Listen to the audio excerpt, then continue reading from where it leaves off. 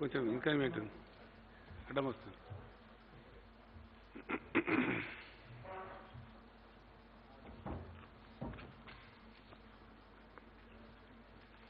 శాంతి వచ్చారు కదా.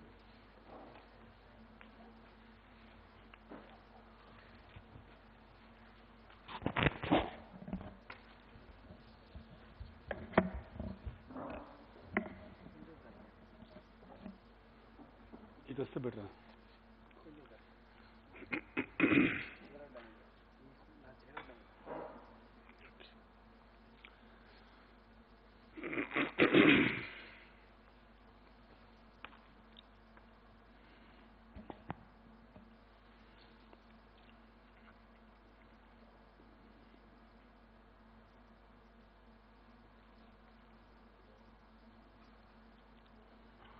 ఈ కాపీస్ ఇవ్వగలుగుతారు కదా,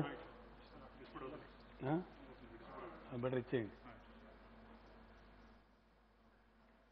అవేం చేయాలి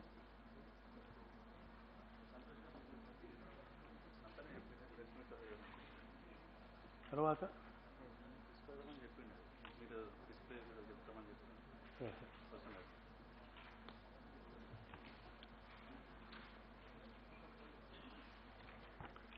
లేటెస్ట్ మనకు వచ్చినటువంటి రిపోర్ట్స్ ప్రకారంగా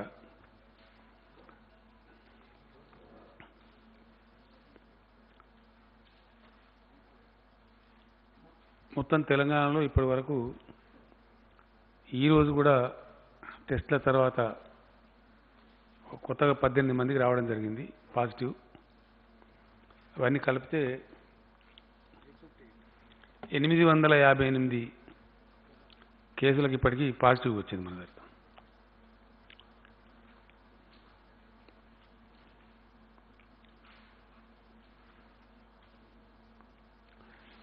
ఇందులో ఒక 21 మరణాలు సంభవించినవి. నిన్నటివి ఈరోజు కూడా కలుపుకుంటే ఈ అవుట్ ఆఫ్ 858లో 186 మంది మన దగ్గర నుంచి కోలుకొని అన్ని పరీక్షల తర్వాత వాళ్ళు డిశ్చార్జ్ కావడం జరిగింది. ఇప్పుడు చికిత్సలో మన దగ్గర ఉన్న వాళ్ళు 651 మంది ఉన్నారు. సీరియస్ ఏం లేవు కదా, సీరియస్ ఉందా? శాంతి లేదు అంటే మామూలుగానే కదా, లేదు కదా. 4 వీళ్ళు కలిసిండ్రా. ఇందులో అంత భయంకరమైన పరిస్థితి ఎవరికి కూడా లేదు. అందరూ కోలుకొని మంచిగా మన దగ్గర నుంచి డిశ్చార్జ్ కావాలని చెప్పి మనం కూడా భగవంతుని ప్రార్థిస్తా ఉన్నాం. ఇవి ఇచ్చిండ్రమ్మా, ఇవి వచ్చినాయి కదా మనకి డీటెయిల్స్ అన్ని. ఒక 4 జిల్లాలేమో 0 ఉంది మనకి out of 33. Warangal rural, Yadadri Bhuvanagiri, Wanaparthy, Siddipet. ఇక్కడ కేసెస్ లేవు మనకి, అంటే ఫ్రీ ఆఫ్ కరోనా ప్రాబ్లం ఉన్నాయి అవి. తర్వాత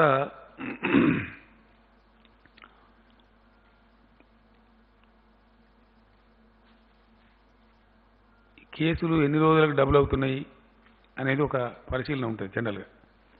ప్రపంచవ్యాప్తంగా కూడా ఇప్పుడు చేస్తున్నది. దేశంలో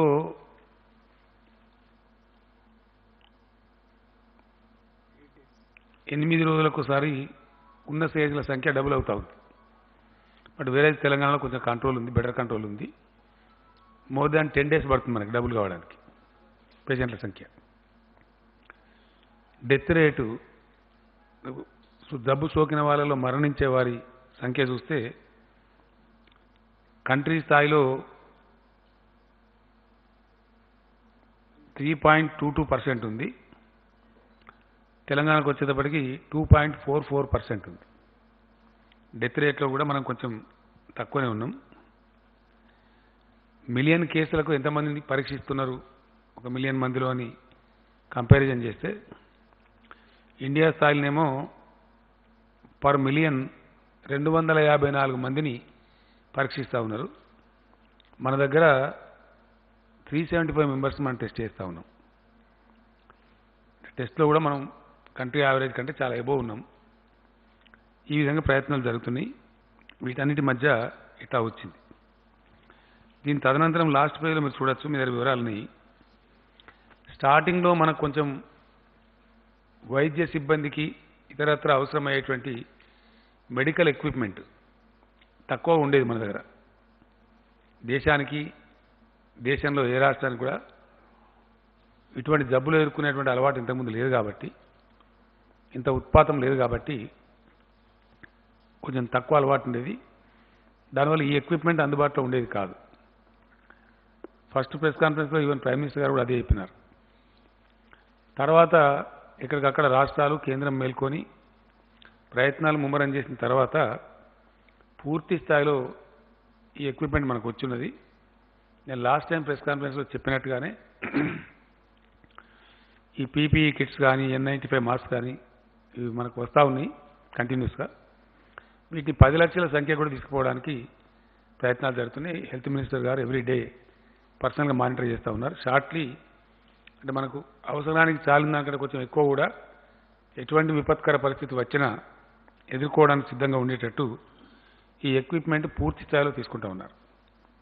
ప్రస్తుతం ఈ జబ్బును సాధ్యమైనంతలో కంట్రోల్ చేయడానికి వినియోగించబడుతున్న మందులు ఏవైతే ఉన్నాయో అవి కూడా ఇప్పుడు ప్లెంటీ ఉన్నాయి మన దగ్గర. మీకు నేను ఇచ్చిన లీఫ్లో వివరాలన్నీ ఉన్నాయి. ఏ ట్యాబ్లెట్స్ ఎన్ని ఉన్నాయని కూడా ఉంది. సో ఈ విషయం ఈ విధంగా మనం ముందుకు పోతూ ఉన్నాం. ల్యాబొరేటరీస్ కానీ మన టెస్టింగ్ కెపాసిటీ కానీ అన్ని వివరాలు మీకు ఇచ్చిన పేపర్స్లో ఉన్నాయి. మీరు ఒకసారి చూస్తే మీకు ఐడియా వచ్చేస్తుంది. ఇది మాత్రమే చేస్తూ మిగతా సేవలు నిలిపివేయకుండా మన హెల్త్ డిపార్ట్మెంట్ వాళ్ళు, నేను ఫస్ట్ డేనే వాళ్ళకి చెప్పడం జరిగింది సీరియస్గా, పర్టికులర్లీ ప్రసవానికి సిద్ధంగా ఉన్నటువంటి మహిళలు కష్టమవుతుంది కాబట్టి అన్ని లాక్డౌన్ చేస్తున్నాం కాబట్టి అమ్మఒడి వాహనాలు పెట్టడం, వాళ్ళని సురక్షితంగా హాస్పిటల్ తేవటం, డెలివరీ చేసి మళ్ళీ సురక్షితంగా పంపించడం, ఇట్లాంటివన్నీ కూడా చాలా పకడ్బందీగా చర్య చేయమని చెప్పినాం. మిగతా ఈ తలసేమియా కానీ కిడ్నీ పేషెంట్ల యొక్క వాళ్ళకు అందించాల్సిన డయాలసిస్ సేవలు కానీ ఇవన్నీ కూడా చాలా పకడ్బందీగా చేయమని చెప్పినాం. ఎంతమందికి చేసింది అనేది మీ దగ్గర ఆ పేపర్లో వివరాలని.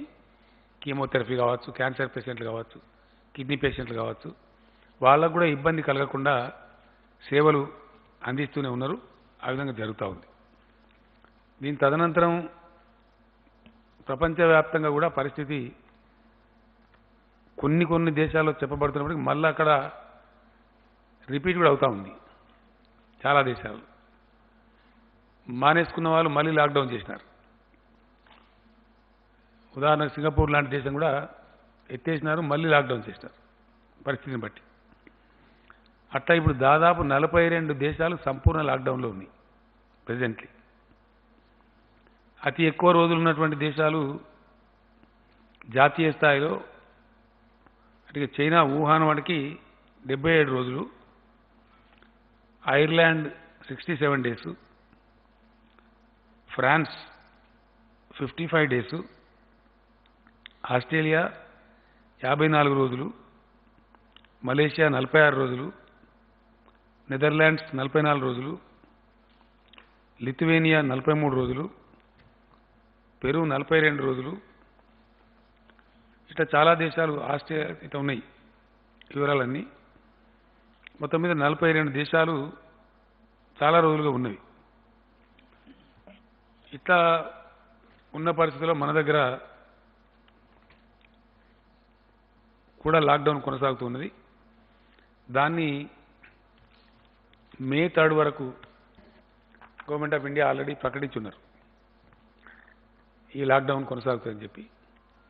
కానీ గవర్నమెంట్ ఆఫ్ ఇండియా చేసినటువంటి ఒక సవరణ ఏంటంటే రేపటి నుంచి 28 తర్వాత కొన్ని విషయాల్లో సడలింపులు ఇస్తున్నామని చెప్పినారు. మేము ఇప్పుడు క్యాబినెట్ చాలా సుదీర్ఘమైన చర్చ తర్వాత కంప్లీట్గా పరిశీలన చేసిన తర్వాత ఎట్టి పరిస్థితులలో తెలంగాణలో ఏ సడలింపు కూడా ఇవ్వదలుచుకోలేదు. No relaxation will be given in the state of Telangana. It's a clear decision. చాలా అన్ని రకాల ముందు వెనక మంచి చెడ్డ రాష్ట్ర ప్రజల ఆరోగ్యం వీటన్నిటి దృష్ట్యా మన దగ్గర వైరస్ తీరుతెన్నులు వీటి దృష్ట్యా ఈ నిర్ణయం తీసుకున్నాం. హెల్త్ మినిస్టర్ గారికి నాకు వాళ్ళు వైద్య డిపార్ట్మెంట్ అందించినటువంటి సమాచారం ప్రకారం మనకి చాలా వరకు 1 మే మనం అవుట్ ఆఫ్ ప్రాబ్లం అయ్యే అవకాశం ఉంది అని చెప్తా ఉన్నారు. ఇక ఇప్పుడు ఉన్నటువంటి వాళ్ళు ఎవరైతే ఉన్నారో వాళ్ళందరూ కూడా ఎగ్జాస్ట్ అయిపోతున్న వాళ్ళ డేట్స్ 28 డేస్ ఉండాలనే ప్రోటోకాల్ కూడా కంప్లీట్ చేస్తూ ఎగ్జాస్ట్ అవుతా ఉంది బై 1 మే. ఎవ్రీడే డిశ్చార్జ్ అవుతూ ఉన్నారు కొద్ది మంది. 1 మే కల్లా పోతుంది. కానీ ఈ లోపల కొన్ని కొత్త కేసులు కూడా వచ్చేటువంటి అవకాశం ఉంది. అంటే అక్కడి నుంచి తగ్గేటువంటి అవకాశం ఉంటుంది. ఫర్ ఎగ్జాంపుల్ ఈరోజు 450 పైచీలకు టెస్టులు చేస్తే అందులో 18 మాత్రమే పాజిటివ్ వచ్చినాయి. కొన్నిసార్లు ఫ్లక్చువేట్ అవుతుంది, ఎక్కుతా ఉంది, కొద్ది తగ్గుతూ ఉంది, రకరకాలుగా ఉంది. But 1 may we pray to God and do the best effort. దాంతో డౌన్ఫాల్ పోయే ఆస్కారం ఉంటుందని చెప్పి మన వైద్య విభాగం యొక్క అంచనా ఉంది. అట్నే జరగాలని మనమందరం కూడా కోరుకుందాం. అయినప్పటికీ మనం జాగ్రత్తగా ఉండకపోతే మాత్రం దెబ్బతినే ప్రమాదం ఉంటుంది. గతంలోనే మనం గైడ్లైన్స్ ఇచ్చినాం. లాక్డౌన్ తెలంగాణలో అనౌన్స్ చేసిన రోజున గైడ్లైన్స్ ఇచ్చినాం. అవే గైడ్లైన్స్ యథాతథంగా అమలు చేయబడతాయి. సేమ్ ఇంతకుముందు ఉన్నటువంటి సపోజ్ కూరగాయలు, పాలు, కిరాణా షాపులు తెచ్చుంటాయని చెప్పినాం. నైట్ టైం కర్ఫ్యూ ఉంటుందని చెప్పినాం. అవన్నీ యథాతథంగా ఇంతకుముందు రాష్ట్ర ప్రభుత్వం నిబంధనలు ఏవైతే పెట్టిందో అవి యథాతథంగా అమల్లో ఉంటాయి. నిత్యావసర సరుకులు, పసిపిల్లలు తాగే పాలు, కూరగాయలు వగైరా వగైరా ప్రజలకు ప్రతిరోజు అవసరం ఉండేటి మాత్రకు డెఫినెట్గా అవి అందుబాటులో ఉంటాయి. కొన్ని పనులు కొనసాగుతాయని మనం చెప్పినాం. కొన్ని ఇండస్ట్రీస్, ఎందుకంటే ఇండస్ట్రీ అంటే రైస్ మిల్ ఫర్ ఎగ్జాంపుల్, వాళ్ళు బియ్యం పట్టకపోతే మనకు అన్నానికే రాదు. నూనె మిల్లులు కొన్ని కొనసాగుతాయని చెప్పినాం. మన అవి నిత్యావసర సరుకుల లింకే అది. సో అటువంటి శానిటైజర్లు, తర్వాత మనకు మంది ఇచ్చేటువంటి ఫార్మా కంపెనీలు గతంలోనే మనకు ఇచ్చిన గైడ్లైన్స్ ఉన్నాయి. ఇవి అవి కొనసాగుతాయని, అవన్నీ కూడా కొనసాగుతాయి. ఆ గైడ్లైన్స్లో ఎటువంటి మార్పు లేదు. కానీ కేంద్రం చెప్పినటువంటి సడలింపు, ఇంకా కేంద్రమే రాష్ట్రాలకు ఇచ్చినటువంటి గైడ్లైన్స్లో ఒక మాట స్పష్టంగా చెప్పినారు. ఏ రాష్ట్రం కానీ దేశంలో, ఏ యూనియన్ టెరిటరీ కానీ మేమిచ్చే మార్గదర్శకాల కంటే ఇంకా స్ట్రిక్టర్ మెజర్స్ అక్కడ స్థానిక పరిస్థితులను బట్టి తీసుకోదలిస్తే తీసుకోవచ్చును, మాకు అభ్యంతరం లేదని చెప్పినారు. ఈ జీవో ఏదైతే 1897 జీవో ఉందో, ఎపిడెమిక్ డిజాస్టర్ మేనేజ్మెంట్ జీవో ఉందో, దాని కింద కేంద్ర ప్రభుత్వానికి ఉన్నటువంటి అధికారులే రాష్ట్ర ప్రభుత్వానికి కూడా ఉన్నాయి. ఆ పవర్ కూడా రాసింది స్పష్టంగా యాక్ట్లో. ఆ యాక్ట్ కిందనే మనం ఇప్పుడు ఈ ఆర్డర్స్ పాస్ చేస్తూ ఉన్నాం. టుడే క్యాబినెట్ కూడా తీసుకున్నది. మన రాష్ట్రంలో 3 భాగాలుగా ఇది ఉండేది. ఒకటి విదేశీ ప్రయాణికులు. ఆ చాప్టర్ 100% సుఖాంతమైంది. ఇప్పుడు అందులో ఎవరు చనిపోలేదు. ఇనీషియల్లీ 32 ఉండే నంబరు, అది కొంచెం పెరిగి 64 అయిన ఉండే.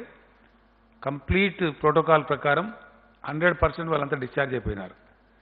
ఆ సమయంలో మన దగ్గర క్వారంటైన్లో ఉన్న 26,000 మంది కూడా క్షేమంగా అంతా డిశ్చార్జ్ అయిపోయినారు. ఆ తర్వాత వచ్చినటువంటి నిజాముద్దీన్ ద్వారా వచ్చిన ప్రాబ్లమే మన కంటిన్యూ అవుతూ ఉంది. వాళ్ళు, వాళ్ళ ఫ్యామిలీ మెంబర్సు, వాళ్ళ సెకండరీ కాంటాక్టు, వాళ్ళు తిన్న చోట, కూర్చున్న చోట రకరకాలుగా వస్తూ ఉన్నాయి కేసులు. కాబట్టి దాన్ని మనం కంటిన్యూ పరిశోధన చేస్తూ ఉన్నాం. అది ఎక్కడ కట్ అయితే అక్కడ ఆల్మోస్ట్ మనకు సమస్య ఆగిపోయే పరిస్థితి ఉంటుంది. అదర్వైజ్ వేరే ఇంకే రకమైన కేసులన్నీ ఉన్నాయంటే ఒక 13-14 ఫ్రగైల్ కేసెస్ ఉన్నాయి. వాటిని సెర్చ్ చేస్తూ ఉన్నారు. వాళ్ళని తెచ్చి అడ్మిట్ చేసినారు. వాటిని ఆ నంబర్ పెద్దగా లేదు. అటువంటి సూచనలు కూడా మనకి ఎక్కడ పుటమరింపులు లేవు రాష్ట్రంలో. కాబట్టి దీనికి సంబంధించి మనకు బ్రేక్ కనుక దొరికితే చాలా వరకు మన రాష్ట్రం బాగుపడే అవకాశం ఉంటుంది. ఫర్దర్ కేసెస్ రాకుండా ఉండేదానికి కూడా ఆస్కారం ఉంటుంది. మనం అందరం కూడా భగవంతుని ప్రార్థిద్దాం అటువంటి సమయం రావాలని చెప్పి. కానీ ఎందుకైనా మంచిదని మనం ఈ సడలింపులు ఇవ్వటం లేదు. ఒకటి, మే 3 వరకు, అంతకుముందు తెలంగాణ ప్రభుత్వం పెట్టినటువంటి ఏప్రిల్ 30 గడువు ఉండనే ఉంది.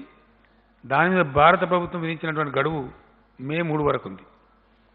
కాబట్టి మే 3 వరకు ఎలా ఉండి తీరుతుంది. నేను చాలా ఇంటెన్సివ్ సర్వే చేయించిన. మన క్యాబినెట్ మీటింగ్ కోసం ఏదైతే పిలిచినామో, డెసిషన్ తీసుకోవాలి కాబట్టి జనంలోకి సర్వేలు పంపించాం. ఆల్మోస్ట్ 94-95% మంది ఖచ్చితంగా ప్రజల అవసరం దృష్ట్యా, ప్రజల ఆరోగ్యం దృష్ట్యా, ప్రజల క్షేమం దృష్ట్యా కఠినంగానే ఉండాలి, లాక్డౌన్ పొడిగించాలి అనే మాట సర్వేలో చాలా స్పష్టంగా వచ్చింది. అభిప్రాయ సేకరణ చేసినాం, దానిలో కూడా చాలా స్పష్టంగా వచ్చింది. కొన్ని టీవీ ఛానల్స్ వాళ్ళు కూడా చాలా విస్తృతమైనటువంటి చర్చ పెట్టినారు. వాళ్ళు ఎలక్ట్రానిక్ సర్వే చేసినారు, టీవీ నుంచి కూడా అడిగినారు, రకరకాలుగా ప్రయత్నాలు చేసినారు. అక్కడ కూడా 92% ఆల్మోస్ట్ వాళ్ళకు కూడా, ఉదాహరణకు ఎన్టీవీ వాళ్ళు ఒకటి చేసినారు, టీ న్యూస్ వాళ్ళు ఒకటి చేసినారు. నేను అనుకోవటం బహుశా టీవీ 9 వాళ్ళు కూడా చేసినట్టుంది. ఎన్టీవీ చేసిన దానిలో 92% వరకు ఆల్ కైండ్స్ ఆఫ్ సర్వేస్ కలిపి లాక్డౌన్ పొడిగించాలని వచ్చింది. ఎక్కడి నుంచి చూసినా ఏ తర్వాత నమస్తే తెలంగాణ పేపర్ వాళ్ళు కూడా చేసినారు. వాళ్ళు కూడా ఇంచుమించు 1-2% అటు ఇటుగా ఇదే అభిప్రాయం ఇచ్చినారు. ఇతర పత్రికలలో వచ్చినటువంటి న్యూస్ కానీ, ప్రజలు వెలువరించినటువంటి అభిప్రాయాలు కానీ ఇంచుమించుగా ఇదే ఉంది. నేను వ్యక్తిగతంగా కూడా అనేక మందితో మాట్లాడడం జరిగింది.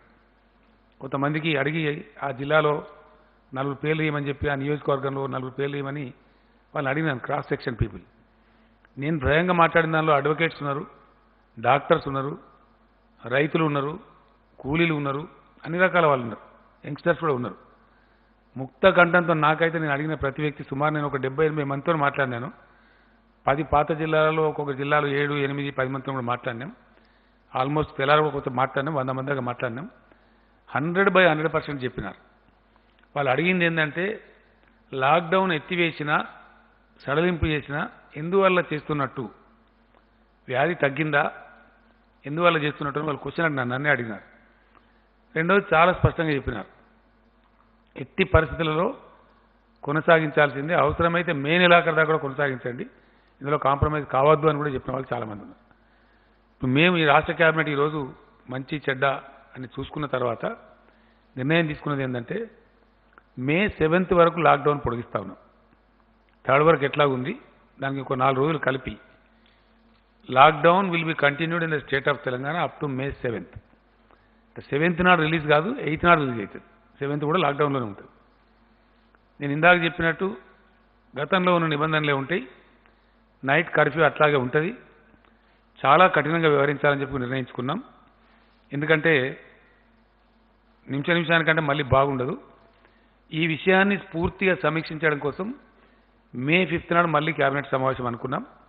మే 5th నాటికి ఏం పరిస్థితులు ఉంటాయి, ప్రపంచంలో ఏం పరిస్థితి ఉంటుంది, దేశంలో ఏం పరిస్థితి ఉంటుంది, మన రాష్ట్రం ఏ పరిస్థితి మనం చేరుకుంటాం, వాటన్నిటిని బట్టి ప్రజలు కూడా ఏ మూడ్లో ఉంటారు, ప్రజల ఆలోచన సరళ ఎట్లా ఉంటుంది, వాటన్నిటిని బట్టి భవిష్యత్తు నిర్ణయం తీసుకోవచ్చు అని చెప్పి 5th మే నాడు మళ్ళీ మంత్రివర్గ సమావేశం ఉంది. ఆ విధంగా మనం ముందుకు పోవాలని అనుకున్నాం.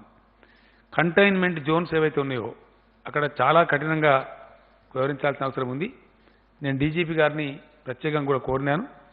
I humbly request all the police officers in the state, ఈ ప్రాబ్లం ఎక్కువగా కంటైన్మెంట్ చేసినటువంటి, మనం కంటైన్మెంట్ చేసిందే, the very meaning of containment is నిలువరించడము అని అర్థం. వ్యాధిని ఆ పరిధి దాటకుండా అక్కడికక్కడనే ఆపివేయటం లేదా నిలువరించడం అనేది అర్థం. ఆ నిలువరించడంలో మనం విఫలం కావద్దు ఎట్ ఎనీ కాస్ట్. చాలామంది తిరిగినారు, ఆరోగ్య మంత్రి గారు, మున్సిపల్ మంత్రి గారు, మా చీఫ్ సెక్రటరీ గారు, డీజీపీ గారు, అర్బన్ డెవలప్మెంట్ సెక్రటరీ గారు, చాలామంది ఆ కంటైన్మెంట్ ఏరియాస్లో తిరిగినారు, ప్రజలకు చెప్పినారు ఎందుకు కంటైన్ చేయాల్సి వచ్చింది, సమస్య ఏంటి అని చెప్పినారు. కాబట్టి ఆ కంటైన్మెంట్లో ఉన్నటువంటి ప్రజలకు కూడా నేను పదే విజ్ఞప్తి చేస్తూ ఉన్నా, దయచేసి ఎట్టి పరిస్థితులలో చాలా సీరియస్గా మీరు తీసుకోవాలి. మీ వల్ల సమాజానికి నష్టం కలగకూడదు. 100% కంటైన్మెంట్ అధికారులు చెప్పేదాన్ని మీరు ఫాలో కావాలి. ఇది మన రాష్ట్రం కోసం, మన ప్రజల కోసం అవసరం. కాబట్టి వేరే విధంగా అనుకోకుండా అది ఫాలో కావాలని చెప్పి కంటైన్మెంట్ ఏరియాలో ఉండే ప్రజలను నేను కోరుతూ ఉన్నాను. అదేవిధంగా విమాన సర్వీసులు కొన్ని దేశంలో ఫాలో కావచ్చు, 4th నుంచి బుకింగ్స్ చేస్తున్న కొన్ని వార్తలు వస్తున్నాయి. నేను మనవి చేస్తూ ఉన్నా, విమాన ప్రయాణికులకు 7th దాకా తెలంగాణకు రాకండి దయచేసి.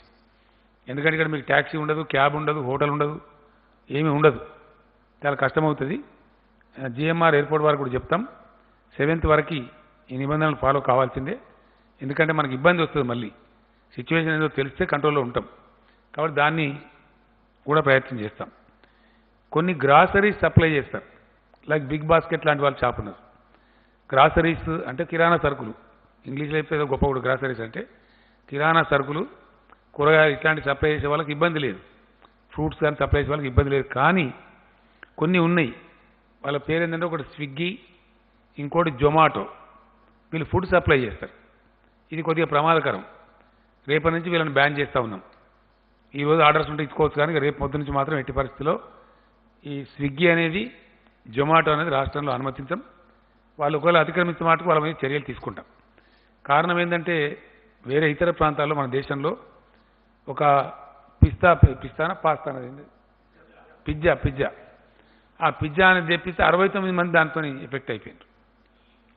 ఢిల్లీ దేశ రాజధానిలో 69 మెంబర్స్ ఎఫెక్ట్ అయ్యారు. ఒక వ్యక్తి పిజ్జా తెచ్చిస్తే మరి ఈ సపరేట్గా ఇంటికాడ మంచిగా ఇంత వండుకొని వెళ్ళిపోయా మీరు తినక ఎందుకు మనకు అది ఈ పిజ్జా ఎందుకు బొజ్జా ఎందుకు దాంతో చచ్చుడు ఎందుకు నాకు అర్థం కాదు. ఏదో ఒకటి పప్పు పులుసు శుభ్రంగా ఇంట్లో ఉడికేసుకొని వేడివేడిగా తినేస్తే మనకు నవ్వొస్తుంది, కానీ సేఫ్టీ ఉంటుంది, మంచిగా ఉంటాం. 4 రోజులు కష్టం వస్తే ఓర్చుకోవాలి కదా. ఈ 10-15 రోజులు పిజ్జా తినకపోతే మేము చచ్చిపోతామా? ఎందుకు అనవసరంగా? దాంతో వచ్చేది లేదు, పోయేలేదు. ప్రాణం కంటే ఏది కూడా విలువైంది కాదు. దయచేసి ఎట్టి పరిస్థితులలో అది దాన్ని అలో చేయం. ప్రజలకు కూడా నేను విజ్ఞప్తి చేస్తాను, అవి బంద్ చేయండి. ఈ 10-15 రోజులు మంచిది కాదు. మే 7th దాకా మాత్రం కఠినంగా బంద్ చేయాలి. బయట నుంచి తినుబండారాలు తెప్పించుకోకండి. మీకు అత్యవసరమైతే కిరాణా సరుకులు తెప్పించుకోండి, కూరగాయలు తెప్పించుకోండి, అంత అత్యవసరం ఉంటే అంతవరకు కానీ చేయదు దయచేసి. పండగలు ప్రార్థనలు ఎట్టి పరిస్థితుల్లో ఎవరైనా సరే ఇందలనే చేసుకోవాలి. అది రంజాన్ కానీ, హిందువులు కానీ, క్రైస్తవులు కానీ, ఎవరైనా కానీ దయచేసి ఏ ఒక్క వర్గానికో ఏ ఒక్క మతానికో ఇది పరిమితం కాదు. Everybody has to follow the rule very strictly.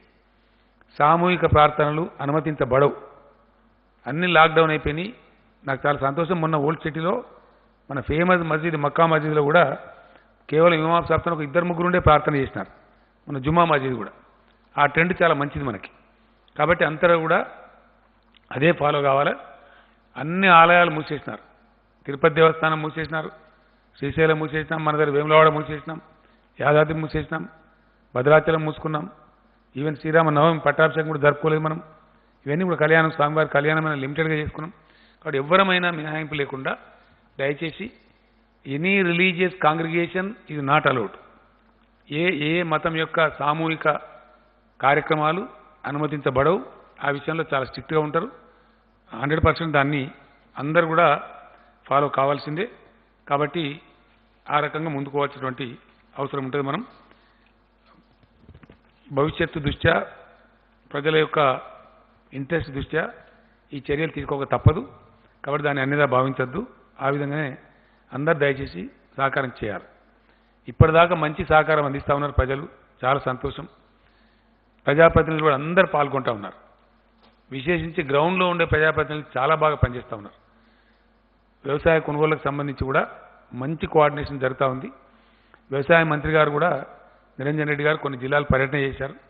Time బాగాలేకున్నా కొన్ని చోట్ల వారు కూడా స్వయంగా కొనుగోలు కేంద్రాలు ప్రారంభించారు. వారితో పాటు అన్ని జిల్లాల మినిస్టర్స్ ఈ కొనుగోలును పర్యవేక్షిస్తూ ఉన్నారు. చాలా ఎఫెక్టివ్గా జరుగుతూ ఉంది, బాగా జరుగుతూ ఉంది, చాలా సంతోషం. అయితే అట్లే అదేవిధంగా జరగాలి. శానిటైజేషన్, పారిశుద్ధ్యం చాలా బాగా నిర్వహిస్తూ ఉన్నారు. ఆ క్లోరిన్ ద్రావకాన్ని కూడా పిచికారీ చేయించడంలో మన సర్పంచులు, మన గ్రామ పంచాయతీ సిబ్బంది, మన మున్సిపాలిటీలు, మున్సిపల్ సిబ్బంది, అధికారులు అద్భుతంగా పనిచేస్తూ ఉన్నారు. In a way I'm very happy. చాలా ఆశించిన రీతిలో పనిచేస్తూ ఉన్నారు. సర్పంచులు, స్థానిక సంస్థల ప్రతినిధులు, municipal corporators, councillors, chairmans, mayors అందరూ కూడా శక్తివంచన లేకుండా పనిచేస్తూ ఉన్నారు. 2-3 విషయాలలో స్టార్టింగ్లో కొంత ఇన్యాక్టివ్ ఉన్నా ఇప్పుడు మటుకు ఎవ్రీబడి ఈజ్ యాక్టివ్. ఈ పారిశుద్ధ్య పనులే కాకుండా వాళ్ళ ఊళ్ళను కాపాడుకోవడమే కాకుండా కంటైన్మెంట్ జోన్స్ను మెయింటైన్ చేయడమే కాకుండా సోషల్ వెల్ఫేర్ కూడా ఎవరైనా ఇతర రాష్ట్రాల వాళ్ళు ఉన్నా, ఎవరైనా లేని పేదవాళ్ళు ఉన్నా బాగా ఆదుకుంటూ ఉన్నారు. ఎక్కడికక్కడ అన్నదానం చేయడం కానీ, నిత్యావసరాలు సరుకులు పంపిణీ చేయడం కానీ చేస్తూ ఉన్నారు. కొన్ని సంస్థలు కూడా దాతృత్వ విధానంలో ముందుకొచ్చి వాళ్ళు కూడా చేస్తూ ఉన్నారు. అటువంటి దాతలకి, దాతృత్వం ప్రదర్శించిన వాళ్ళందరికీ కూడా నేను హృదయపూర్వకమైనటువంటి ధన్యవాదాలు, కృతజ్ఞతలు కూడా తెలియజేస్తా ఉన్నా. అదే స్పిరిట్తో కొనసాగండి. మన రాష్ట్రంలో ఎవరొక్కరు ఉపాసం ఉన్నా మనకు మర్యాద కాదు, మన గౌరవం కాదు. ఈ సంకట స్థితిలో క్రైసిస్ ఉండే సమయంలో ఏ ఒక్క వ్యక్తి కూడా పస్తులు ఉండకుండా దయచేసి అందరు సర్పంచులు, అందరు కౌన్సిలర్లు, అందరూ మండలాధ్యక్షులు, జడ్పీ చైర్మన్లు, జడ్పీటీసీలు, మున్సిపల్ చైర్మన్లు, మేయర్లు, ఎమ్మెల్యేలు, మినిస్టర్లు, అధికారులకు అయితే ఆల్రెడీ చెప్పినాం, వీళ్ళందరూ కూడా పాల్గొనాలి, పూనుకోవాలి. ఎక్కడ ఒక వ్యక్తి దయచేసి ఉపవాసం ఉండద్దు, ఎక్కడ ఒక వ్యక్తి ఆరోగ్యం కోసం కూడా ఇబ్బంది పడద్దు. 0-100కు మేము డయల్ చేయమని చెప్పినాం, చేస్తూ ఉన్నారు కొంతమంది. పోలీసు కూడా ఎఫెక్టివ్గా వాళ్ళని ఆదుకుంటూ ఉన్నారు.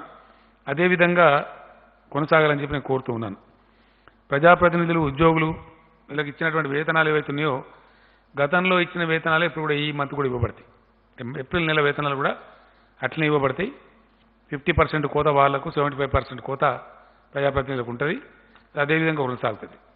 పెన్షనర్స్ ఎవరైతే ఉన్నారో దాంట్లో ఒక 1,11,000 కుటుంబాలు సెకండ్ పెన్షనర్స్ ఉన్నారు పాపం. వాళ్ళు అంటే పెన్షనర్, ఒరిజినల్ పెన్షనర్ చనిపోయి వాళ్ళ భార్యలో స్పౌస్ ఉన్న కేసులో ఫ్యామిలీ పెన్షన్ అంటారు దాన్ని. ఫ్యామిలీ పెన్షన్ స్వీకరించే వాళ్ళు మన రాష్ట్రంలో 1,11,000 కుటుంబాలున్నాయి. అయితే వాళ్ళకు ఒరిజినల్ పెన్షన్ వచ్చే దాంట్లో 50% వాళ్ళకు వస్తుంది. వాళ్ళ నుంచి కొన్ని విజ్ఞప్తులు వచ్చినాయి, మాకు సరిపోవడం లేదు, దయచేసి పొడిగించమని చెప్పినారు.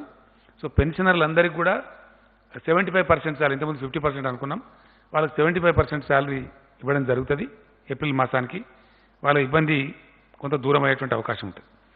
అదేవిధంగా వైద్య సిబ్బంది, మున్సిపల్ సిబ్బంది, హెచ్ఎండబ్ల్యూఎస్ సిబ్బంది, గ్రామ పంచాయతీ పారిశుద్ధ్య సిబ్బందికి ఇచ్చే నగదు ప్రోత్సాహకం ఏదైతే గతంలో ఇచ్చినామో ఏప్రిల్ మాసానికి కూడా ఆ ప్రోత్సాహకం కొనసాగుతూ ఉంటుంది. ఆ 10% గ్రాస్ శాలరీ మీద ఏదైతే ఇవ్వమని చెప్పినామో ఏప్రిల్ మంత్ శాలరీ కూడా వాళ్ళకు ఇవ్వడం జరుగుతుంది. వారితో పాటు చాలామంది పోలీస్ సిబ్బంది అద్భుతంగా పనిచేస్తూ ఉన్నారు, రాత్రింబవలు కృషి చేస్తూ ఉన్నారు. వారు కంటి మీద నిద్ర లేకుండా కూడా పనిచేస్తున్న సందర్భాలు చాలా ఉన్నాయి. వాళ్ళు లైఫ్ రిస్క్ చేసి ఎండనక వాననక తిండి ఉండి లేక పనిచేస్తున్నారు. పోలీస్ సిబ్బంది కూడా ఈ నెల శాలరీ ఇచ్చేటప్పుడు 10% వాళ్ళు కూడా గ్రాస్ శాలరీ మీద సీఎం గిఫ్ట్ కింద ఇవ్వమని ఈరోజు క్యాబినెట్ డిసైడ్ చేసింది. పోలీస్ సిబ్బందికి కూడా ఆ యొక్క సదుపాయాన్ని ఎక్స్టెండ్ చేస్తున్నాం. మనకు విద్యుత్ కార్మికులు రాత్రింబవళ్ళు పనిచేసి వాళ్ళు జనరేషన్లో కావచ్చు, ట్రాన్స్మిషన్లో కావచ్చు, డిస్ట్రిబ్యూషన్లో కావచ్చు చాలా అద్భుతంగా పనిచేస్తూ ఉన్నారు. వాళ్ళు చేసినారు కాబట్టి గొప్ప పంటలు పండినాయి రాష్ట్రంలో. మనకు 24 hours క్వాలిటీ పవర్ సప్లై కూడా వస్తూ ఉంది. ఈ శాఖలో అందరూ కూడా కీలకమైన అధికారులే. కాకపోతే చిన్న స్థాయి ఉద్యోగులు చాలా పెద్ద సంఖ్యలో ఉన్నారు. వాళ్ళను O&M సిబ్బంది అంటారు, ఆపరేషన్ అండ్ మెయింటెనెన్స్ సిబ్బంది అంటారు. వారితో పాటు కొంతమంది ఆర్టిజాన్స్ కూడా ఉంటారు. ఎలక్ట్రిసిటీ దాంట్లో పనిచేసేటువంటి O&M సిబ్బంది, ఆర్టిజాన్స్ కలిపి మన రాష్ట్రంలో 34,512 మంది ఉన్నారు. జెన్కో, ట్రాన్స్కో, డిస్ట్రిబ్యూషన్ కంపెనీస్ అన్నీ కలిపి ఈ O&M సిబ్బంది మరియు ఆర్టిజాన్స్ ఈ పవర్ దాంట్లో 34,512 మంది ఉన్నారు. గతంలో వీళ్ళకి 50% శాలరీ ఇచ్చినాం, బట్ ఈ నెల 100% శాలరీ ఇవ్వాలని చెప్పి క్యాబినెట్ డిసైడ్ చేసింది. వాళ్ళ సేవలు అత్యవసరం కాబట్టి వాళ్ళకు 100% శాలరీ ఇవ్వడం జరుగుతుంది. ఈ విధంగా ఈ కొంత రిలీఫ్ వీళ్ళకి రావడం జరుగుతూ ఉంది. అట్లానే డిజాస్టర్ మేనేజ్మెంట్ యాక్ట్ ప్రకారం ఈరోజు క్యాబినెట్ నిర్ణయించింది, ఆదేశాలు చీఫ్ సెక్రటరీ గారు జారీ చేస్తున్నారు. ఖచ్చితంగా ఇళ్ల కిరాయిదారుల నుంచి వాళ్ళ దగ్గర ఇప్పుడు వాళ్ళు సంపాదించుకునే పరిస్థితి లేదు. రాష్ట్రం, దేశం లాక్డౌన్లో ఉంది, బిజినెస్లు ఆగిపోయినాయి. కాబట్టి ఎవరైతే ఇళ్లలో ఉండే కిరాయిదారులు ఉన్నారో మార్చ్, ఏప్రిల్, మే ఈ 3 నెలల కిరాయిలు వసూలు చేయవద్దని చెప్పి ఓనర్లను ప్రభుత్వం ఆదేశిస్తూ ఉంది. 3 months డిఫర్మెంట్ ఇవ్వాలి. ఇప్పుడు వసూలు చేయవద్దు, వాళ్ళ దగ్గర డబ్బు లేదు, ఆదాయం లేదు. కాబట్టి తర్వాత నెలలలో దాన్ని వాయిదాల వారీగా అడ్జస్ట్ చేసుకోవాలి. కానీ ఎట్టి పరిస్థితులలో కిరాయిదారులు మాత్రం వసూలు చేయవద్దు. ఇది అప్పీల్ కాదండి, ఈ యాక్ట్ కింద రాష్ట్ర ప్రభుత్వానికి ఉన్న అధికారం. It's a order by the cabinet. దాన్ని ఖచ్చితంగా పాటించాలి. ఎవరైనా ఇబ్బంది పెడితే 100కు డయల్ చేసి చెప్పవచ్చు. అట్లా ఇబ్బంది పెట్టిన ఓనర్ల మీద కఠినమైన చర్యలు కూడా తీసుకోవడం జరుగుతుంది. కాబట్టి ఓనర్లందరినీ మేము రిక్వెస్ట్ చేస్తూ ఉన్నాం, ఈ కఠిన సమయంలో కిరాయిదారులను దయచేసి సతాయించవద్దు. అందరిని మనం సమాజం కలిస్తేనే లాభం చేయగలుగుతాం. కాబట్టి ఒకరికొకరు అండగా ఉండాలి. కాబట్టి ఈ టైంలో దయచేసి వారిని ఇబ్బంది పెట్టని కోరుతూ ఉన్నాం. అదేవిధంగా ఈ ఇళ్ల కిరాయి కూడా మేము మీకు వాయిదా చేసినాం కదా అని వడ్డీ వసూలు చేయకూడదు. ఎలాంటి వడ్డీ లేకుండా వాయిదాల పద్ధతిలో తీసుకోవాలి తప్ప మీకు మేము డిఫర్మెంట్ ఇచ్చినాం కాబట్టి వడ్డీ కట్టాలా అని మళ్ళీ అదొక ఇబ్బంది పెట్టకూడదు. కాబట్టి వడ్డీ వసూలు చేయడానికి లేదు. ఇది గవర్నమెంట్ ఆర్డర్. అదేవిధంగా ప్రాపర్టీ ట్యాక్స్ చెల్లిస్తూ ఉంటారు. జిహెచ్ఎంసీ కావచ్చు, మున్సిపాలిటీస్ కావచ్చు, ఇతర కావచ్చు. 2019-20 సంవత్సరానికి సంబంధించి జనరల్గా ఇది ఎట్లా ఉంటుందంటే 1 మంత్ లాటర్ కడతా ఉంటారు. మార్చి ట్యాక్స్ అంతా ఏప్రిల్లో కడతా ఉంటారు జనరల్గా. వాళ్ళు కట్టడంలో కొంత విఫలమైనారు. వాళ్ళకు ఒక రిలాక్సేషన్ ఇచ్చింది ఇలా క్యాబినెట్. ఎటువంటి అపరాధ రుసుము లేకుండా, ఏప్రిల్ లోపల కట్టకపోతే అపరాధ రుసుము వేస్తారు. అపరాధ రుసుము లేకుండా 31st మే దాకా వాళ్ళకు ఛాన్స్ ఇవ్వడం జరిగింది. వాళ్ళు చెల్లించుకునే వాళ్ళు దానిలో ఎటువంటి పెనాల్టీ లేకుండా చెల్లించుకునే అవకాశం ఉంటుంది. అదేవిధంగా ఈ ప్రైవేట్ స్కూల్స్, ఈ 10,000 పైచిలకు పాఠశాలల్ని ఇక్కడ 30 లక్షల పైచిలకు విద్యార్థులు ఉన్నారు. వీళ్ళు స్పష్టమైన ఆదేశం ఇస్తూ ఉంది రాష్ట్ర ప్రభుత్వం. ఎట్టి పరిస్థితుల్లో దాన్ని ఉల్లంఘించడానికి లేదు. వీళ్ళు ఎట్టి పరిస్థితిలో 20-21 సంవత్సరానికి ఒక్క పైసా కూడా ఫీజులు పెంచే అవకాశం లేదు, పెంచకూడదు. It's an order by the government. ఇది ప్రభుత్వ ఆదేశం. ప్రైవేటు విద్యా సంస్థలు ఇంత పెంచండి అంత పెంచండి అని కొంత నోటీసులు ఇస్తూ ఉన్నారు. That is not allowed in the state. ఎట్టి పరిస్థితుల్లో 2021 అకాడమిక్ ఇయర్కి ₹1 కూడా, ఒక పైసా కూడా ఫీజులు పెంచేటువంటి అవకాశం లేదు, పెంచకూడదు. 2, రకరకాల ఫీజులు వీళ్ళు వసూలు చేస్తూ ఉంటారు. ఎట్టి పరిస్థితుల్లో వసూలు చేయకూడదు. మంత్లీ నెలవారీగా కేవలం ట్యూషన్ ఫీజు మాత్రమే వసూలు చేసుకోవాలి. అదర్ దాన్ ట్యూషన్ ఫీజు ₹1 కూడా వసూలు చేయడానికి వీలు లేదు. ఇది ప్రభుత్వ ఆదేశం, ఖచ్చితంగా ఫాలో కావాలి. తర్వాత రోజుల్లో దాన్ని చూసుకోవచ్చు పరిస్థితి చక్కబడ్డ తర్వాత. ఇప్పుడు మటుకు ఓన్లీ ట్యూషన్ ఫీజు మాత్రమే, అది నెలవారీగా. సంవత్సరానికి అంత ఒకటేసారి కట్టండి అని కూడా జబర్దస్తి చేయడం లేదు. Only month wise tuition fee మాత్రమే తీసుకోవాలా. అంతకు మించి విద్యార్థులను కానీ విద్యార్థుల తల్లిదండ్రులను కానీ ఇబ్బంది పెట్టకూడదు. ఈ కష్ట సమయంలో పెట్టినట్టయితే ఎవరిని కష్టపెట్టినా 100కు డయల్ చేయండి, వెంటనే యాక్షన్ ఉంటుంది. చాలా యాక్టివ్గా చర్యలు కూడా తీసుకుంటాం. వాళ్ళ యొక్క పర్మిట్లు కూడా రద్దు చేస్తాం. ఎట్టి పరిస్థితుల్లో నిర్దాక్షిణ్యం ఉంటాం ఈ విషయంలో. ఇది ప్రజలకు సంబంధించి, ముఖ్యంగా పేదలకు సంబంధించింది. ప్రజలు ఇప్పుడు తమ ఆదాయాన్ని కోల్పోయి ఉన్నారు. ఆదాయం లేదు. మరీ దారుణంగా ఉంటుంది పరిస్థితి. ముందటికి మార్చిలోనన్న సగం వచ్చింది కానీ ఏప్రిల్లో అయితే 0 అయిపోయింది. అది ఏం పని లేదు. ఎక్కడ ఎవరి ఇళ్లలో వాళ్ళు ఉండిపోవాల్సిన పరిస్థితి వచ్చింది. 4 శాకాలు తినేవాళ్ళు 2 శాకాలు తిని, పప్పోలు పుట్టుతో తిని బతుకుతున్నటువంటి పరిస్థితి. ప్రజలు కష్టంలో ఉన్నప్పుడు వాళ్ళని ఫర్దర్ కష్టపెట్టడం సమాజానికి ఎవరికి కూడా ధర్మం కాదు. కాబట్టి ఈ విషయంలో దయచేసి ఎట్టి పరిస్థితులలో దీన్ని వేరే విధంగా అనుకోవద్దు. ట్యూషన్ ఫీజులను అది కూడా నెలవారీ మాత్రమే తీసుకోవాలా, సంవత్సరం మొత్తం కట్టాలని అనద్దు. ఆ జబర్దస్తి చేయకూడదు. చేస్తే మటుకు చర్యలు తప్పవు. కాబట్టి ఇతరత్ర ఏ రకమైన ఫీజులు కూడా వసూలు చేయవద్దు. ఇది గవర్నమెంట్ ఆర్డర్. కాబట్టి దాన్ని ఖచ్చితంగా పాటించాలని చెప్పి కోరుతా ఉన్నాం.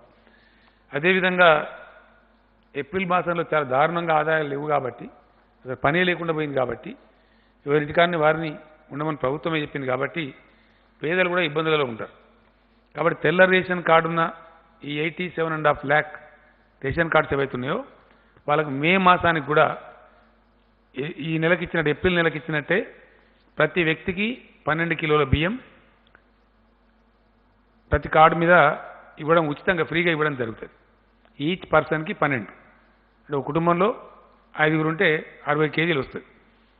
₹1 కూడా దానికి ఛార్జీ లేదు, ఫ్రీగానే ఇస్తారు. అట్లే ఇవ్వడం జరుగుతుంది. ఏప్రిల్ ఎట్లా అయితే ఇచ్చిండ్రో మే మాసం కొరకు కూడా అట్లనే ఇస్తారు. అదేవిధంగా ప్రతి కుటుంబానికి ₹1,500 కూడా గవర్నమెంట్ ఇస్తుంది కూరగాయల నిమిత్తం, ఇతర కిరాణా సామాన్ నిమిత్తం. అవి మే మొదటి వారంలోనే అందజేయమని చెప్పి మేము కోరినాం. చీఫ్ సెక్రటరీ గారు ఆదేశాలు కూడా ఇస్తూ ఉన్నారు. సివిల్ సప్లైస్ అధికారులకు ఆదేశాలు ఇవ్వడం జరిగింది. మే 7th లోపే అందరు కూడా అందజేయబడతాయి. ఇక్కడ పాయింట్ ఏంటంటే, మొన్న కొంతమంది దుర్మార్గులు ఉంటారు కదా, అక్కడక్కడ కొన్ని పుకార్లు పుట్టించినారు. ₹1,500 బ్యాంకులో వేసినాం. ప్రజలు ఈ విషయాన్ని బాగా గమనించాలి. సామాజిక కార్యకర్తలు దయచేసి గ్రామాల్లో ప్రచారం చేయాలి, సర్పంచులు కూడా ప్రచారం చేయాలి. ఒకసారి గవర్నమెంటు మీ అకౌంట్లో డబ్బులు వేసిన తర్వాత వాపస్ పోవు, మీ డబ్బు మీకే ఉంటుంది. బ్యాంకుల కాడ ఒకటేసారి గుమిగూడి అక్కడ రద్దీ పెంచి అట్లాంటి బాధ మీకు అవసరం లేదు. మీకు ప్రతి ఒక్క వ్యక్తికి డబ్బులు వస్తాయి. అది నెల రోజుల పాటు మీ ఇష్టం ఉన్నప్పుడు తీసుకోవచ్చు, ఎప్పుడైనా తీసుకోవచ్చు. ఒకసారి బ్యాంకులో జమ అయినాయి అంటే తిరిగి వాపస్ పోవు. కొంతమంది అనవసరంగా మనం పుకార పుట్టించి వాపస్ పోతాయని చెప్తే బ్యాంకుల కాడ రద్దీ పెరిగింది, రష్ పెరిగింది. అది మంచిది కాదు. ఈ చట్టం ప్రకారమే మనం గుమి కూడవద్దు అనేది మన ఆలోచన. కాబట్టి గుమి కూడవద్దు. దయచేసి మంచిగా వెసులుబాటు, ఓ ఉదయం తీసుకోండి, కొందరు మధ్యాహ్నం తీసుకోండి, కొందరు రేపు తీసుకోండి, కొందరు ఎల్లుండి తీసుకోండి, ఎప్పుడైనా సరే తీసుకోవచ్చు. మీ డబ్బు మీకు అక్కడ సేఫ్గా ఉంటుంది. అది వాపసు పోయే ప్రశ్నే లేదు. అది ఎట్టి పరిస్థితులలో మీ డబ్బులు మీరు సేఫ్గా తీసుకోవచ్చు. కాబట్టి దానికి ఆత్రపడి బ్యాంకుల దగ్గర రష్ పెంచద్దు, అది మనకే మంచిది కాదు. పేదలకు మన రాష్ట్రంలో సుమారుగా ఇచ్చే 40 లక్షల మంది పేదలకు ఇచ్చే ఆసరా పెన్షన్స్ ఏవైతే ఉన్నాయో అవి యథావిధంగా వాళ్ళకి 2016 రూపాయలు ఇవ్వబడతాయి. అందులో ఏం కోత లేదు. మే మాసానికి కూడా పూర్తి ఆసరా పెన్షన్లు వాళ్లకు అందజేయడం జరుగుతుంది. ఎవరైతే ఇతర రాష్ట్రాల కూలీలు, మైగ్రాంట్ లేబర్ అంటే వలస కూలీలు ఉన్నారో మన రాష్ట్రంలో ఉన్నవాళ్ళు, వాళ్ళకు మొన్న ఏ పద్ధతి అయితే ఇచ్చినామో, ఒకవేళ కూలీ ఒక్కడే ఉంటే, ఇండివిజువలే ఉంటే ఆయనకు 12 కేజీల రైస్ ఇస్తారు, 500 రూపాయలు ఇస్తారు. ఒకవేళ వలస కూలీది ఫ్యామిలీ ఉంటే సేమ్ మన ఫ్యామిలీకి ఇచ్చినట్టే వాళ్ళకు కూడా 1500 రూపీస్ ఇస్తారు. ఎంతమంది అంతమందికి 12 కిలోల కాడికి రైస్ ఇస్తారు. వాళ్ళు ఇద్దరు ఉండని, ముగ్గురు ఉండని, ఎందరు ఉన్నా ఈచ్ 12 కేజీ రైస్ ఇస్తారు. ఫ్యామిలీ కాబట్టి వాళ్ళకు కూడా 1500 రూపీస్ కూడా ఇస్తారు. ఆ విధంగా వాళ్ళు దాన్ని ఉపయోగించుకోవాలి. వాళ్ళు బెంబేలు ఎత్తాల్సిన అవసరం లేదు. ఆ రకంగా వాళ్ళకు కూడా రాయితీలు ఉంటాయి.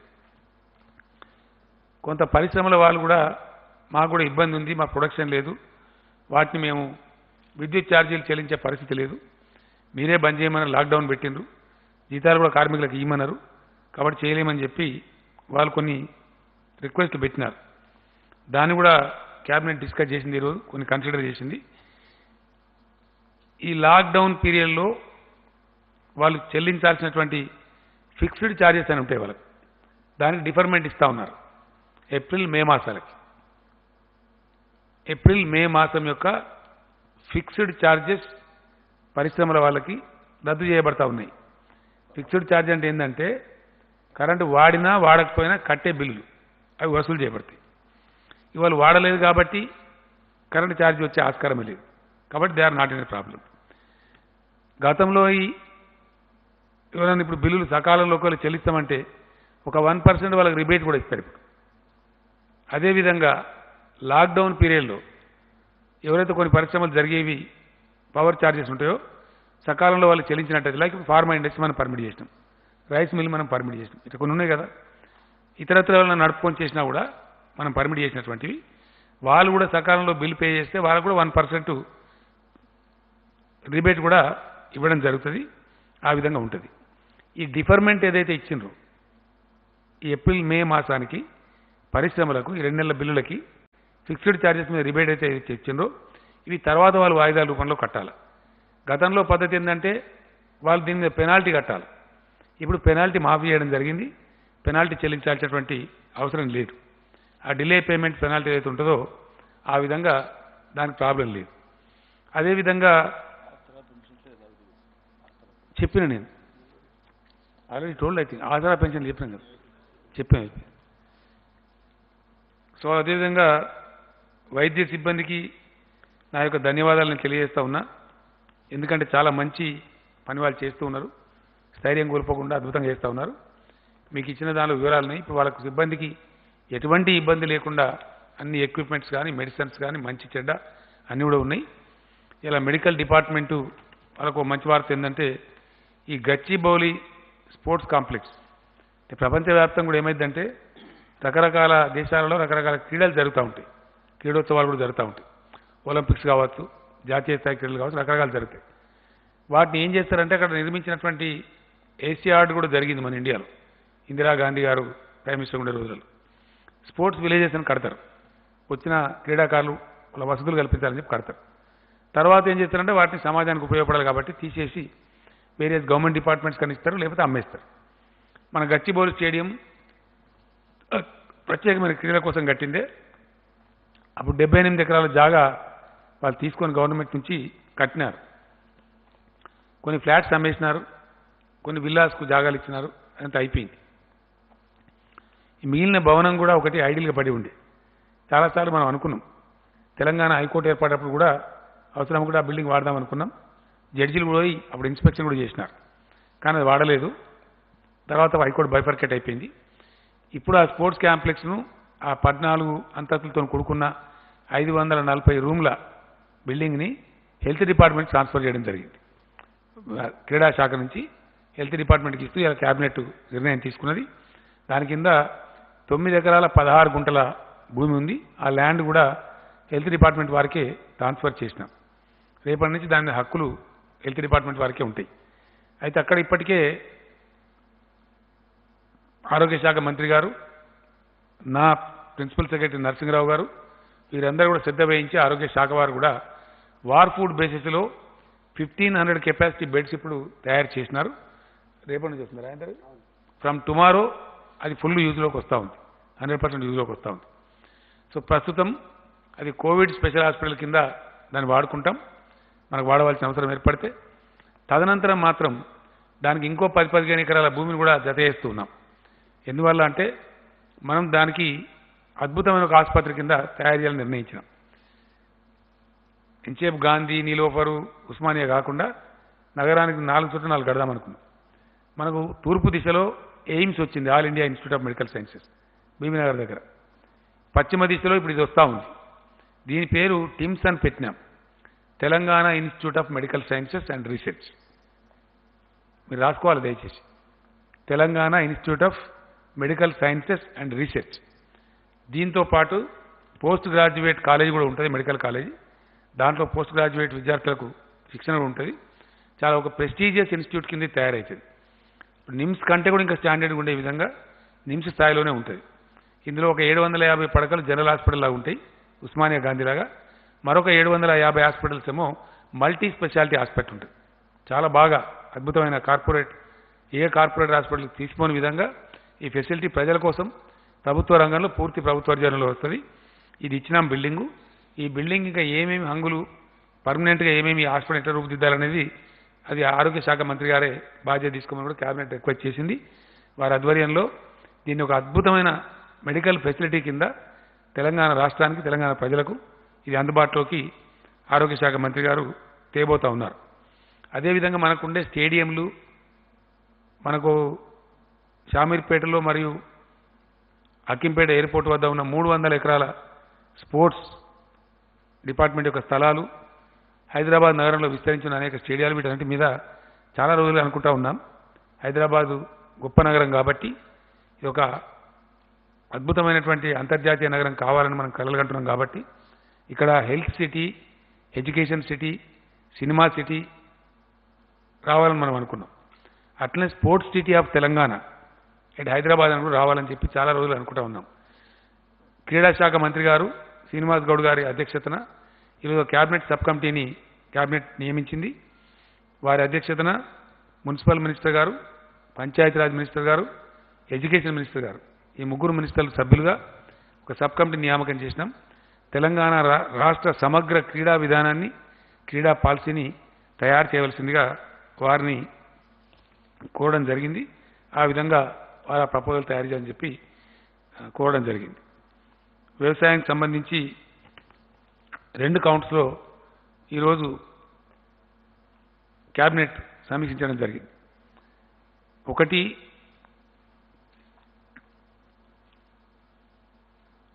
నాకు తెలిసి భారతదేశ చరిత్రలో ఎప్పుడు ఎక్కడ జరగని విధంగా, ఈవెన్ ఇప్పుడు కూడా ఏ రాష్ట్రంలో జరగని విధంగా ఒక తెలంగాణ రాష్ట్రంలో మాత్రమే రైతులు పండించిన పంటలన్నీ ప్రభుత్వం కొంటా ఉంది.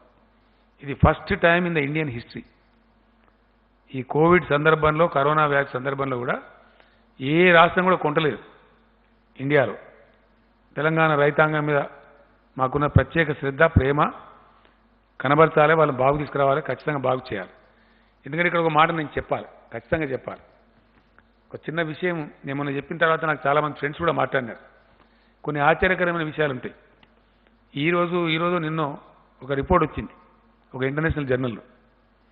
ప్రపంచం మొత్తం అతలాకుతలమైన ఈ సందర్భంలో రేపు రాబోయే రోజులలో భోజనానికి కూడా ఇబ్బందులు వస్తాయి, వరల్డ్ రేషన్ పాటించాల్సిన అవసరం ఏర్పడుతుందని చెప్పారు.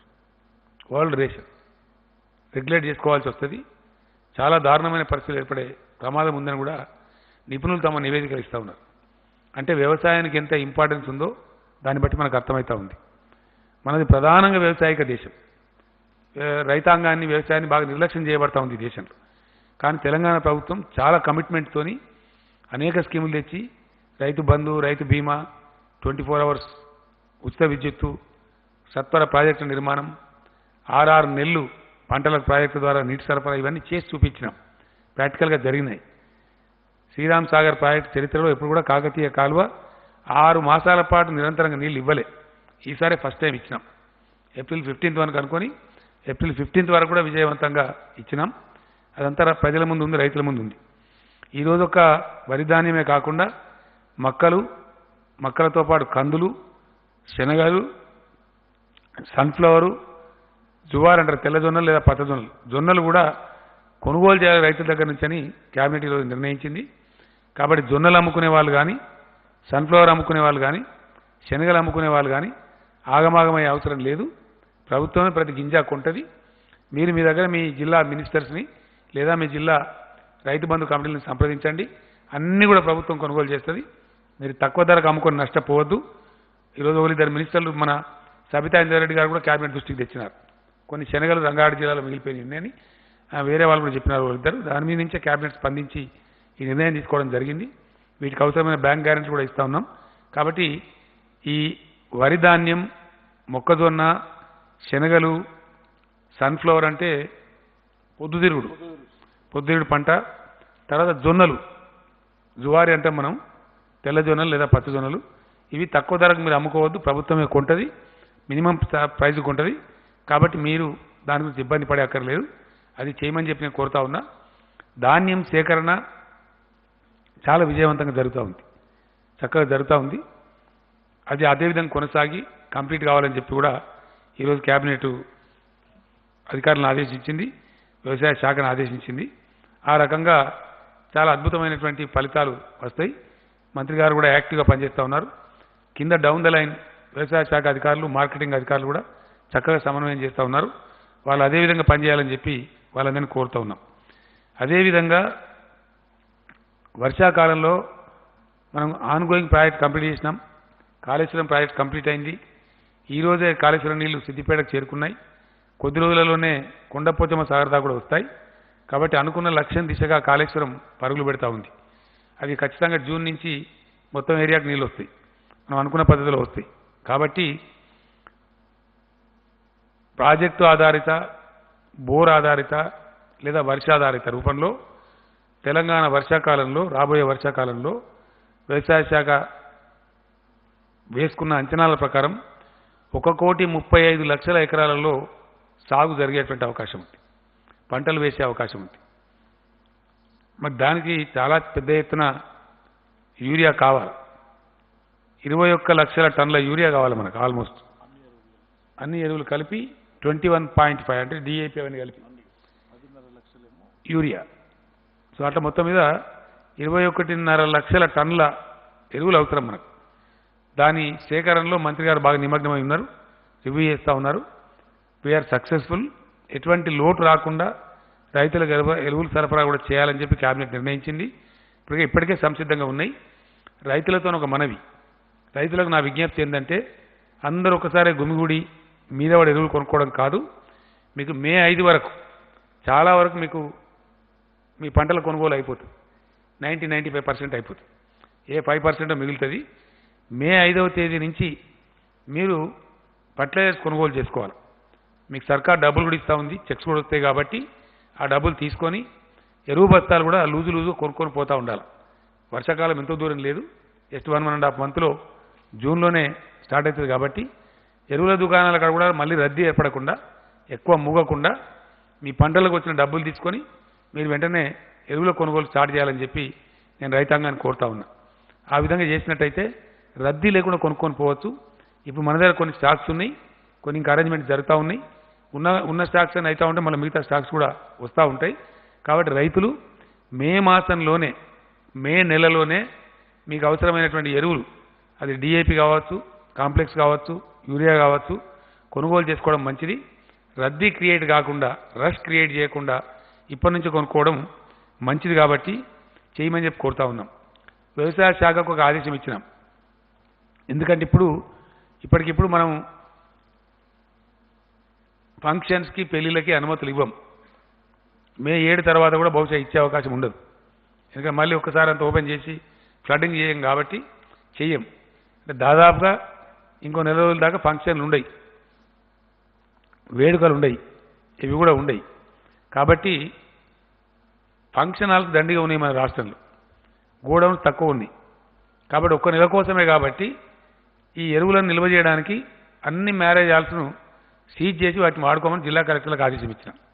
కాబట్టి ఎక్కడికక్కడనే మండల కేంద్రంలో కానీ, తాలూకా కేంద్రంలో కానీ చాలా ఫంక్షన్ హాల్స్ ఉన్నాయి. అక్కడ పెట్టుకోండి. 15-20 రోజులలో మళ్ళీ మీరు ఆ విధంగా వాడుకోవచ్చు. కాబట్టి వాళ్ళకి ఏదైనా మామూలుగా ఇదేంటండి వచ్చే అవకాశం ఉంది, చెప్తాను. సో అట్లా మనకి ఫంక్షన్ హాల్స్ను తాత్కాలిక గోదాముల కింద వాడుకొని ఫర్టిలైజర్ని ఎక్కడికక్కడ రైతులకు అందజేసే ప్రయత్నాలు చేయాలి. ఆ విధంగా జిల్లా కలెక్టర్లు కూడా చర్యలు తీసుకోవాలని చెప్పి రిక్వెస్ట్ చేసినాం. ఈ విధంగా మనకు చాలా పాజిటివ్ పరిస్థితులు కనపడతా ఉన్నాయి. ఫర్టిలైజర్ కార్పొరేషన్ ఆఫ్ ఇండియా రామగుండంలో యూనిట్ పెడతామన్నప్పుడు మనల్ని కొన్ని వసతులు అడిగారు. మనల్ని ఈక్విటీ పెట్టమన్నారు మన వాటా ధనం కింద. మనం కూడా దాదాపు 150 కోట్ల పైచి 170 కోట్ల వరకు కూడా ఈక్విటీ పెట్టినాం. వాళ్ళకి వాటర్ కనెక్షన్ అంటే ఒక 80 కోట్లు ఖర్చు పెట్టి ఇచ్చినాం. అందులో ఆ ఫ్యాక్టరీలో మన వాటా కూడా ఉంది. ఆ ఫ్యాక్టరీ గురించి ఇక్కడనే మనకు లోకల్ ఎరువులు దొరికితే చాలా బాధలు తప్పుతాయి. కాబట్టి దాన్ని చేయమని చెప్పినాం. బహుశా జూన్లో ఆ ఫ్యాక్టరీ కూడా అందుబాటులోకి వచ్చే అవకాశం ఉంది.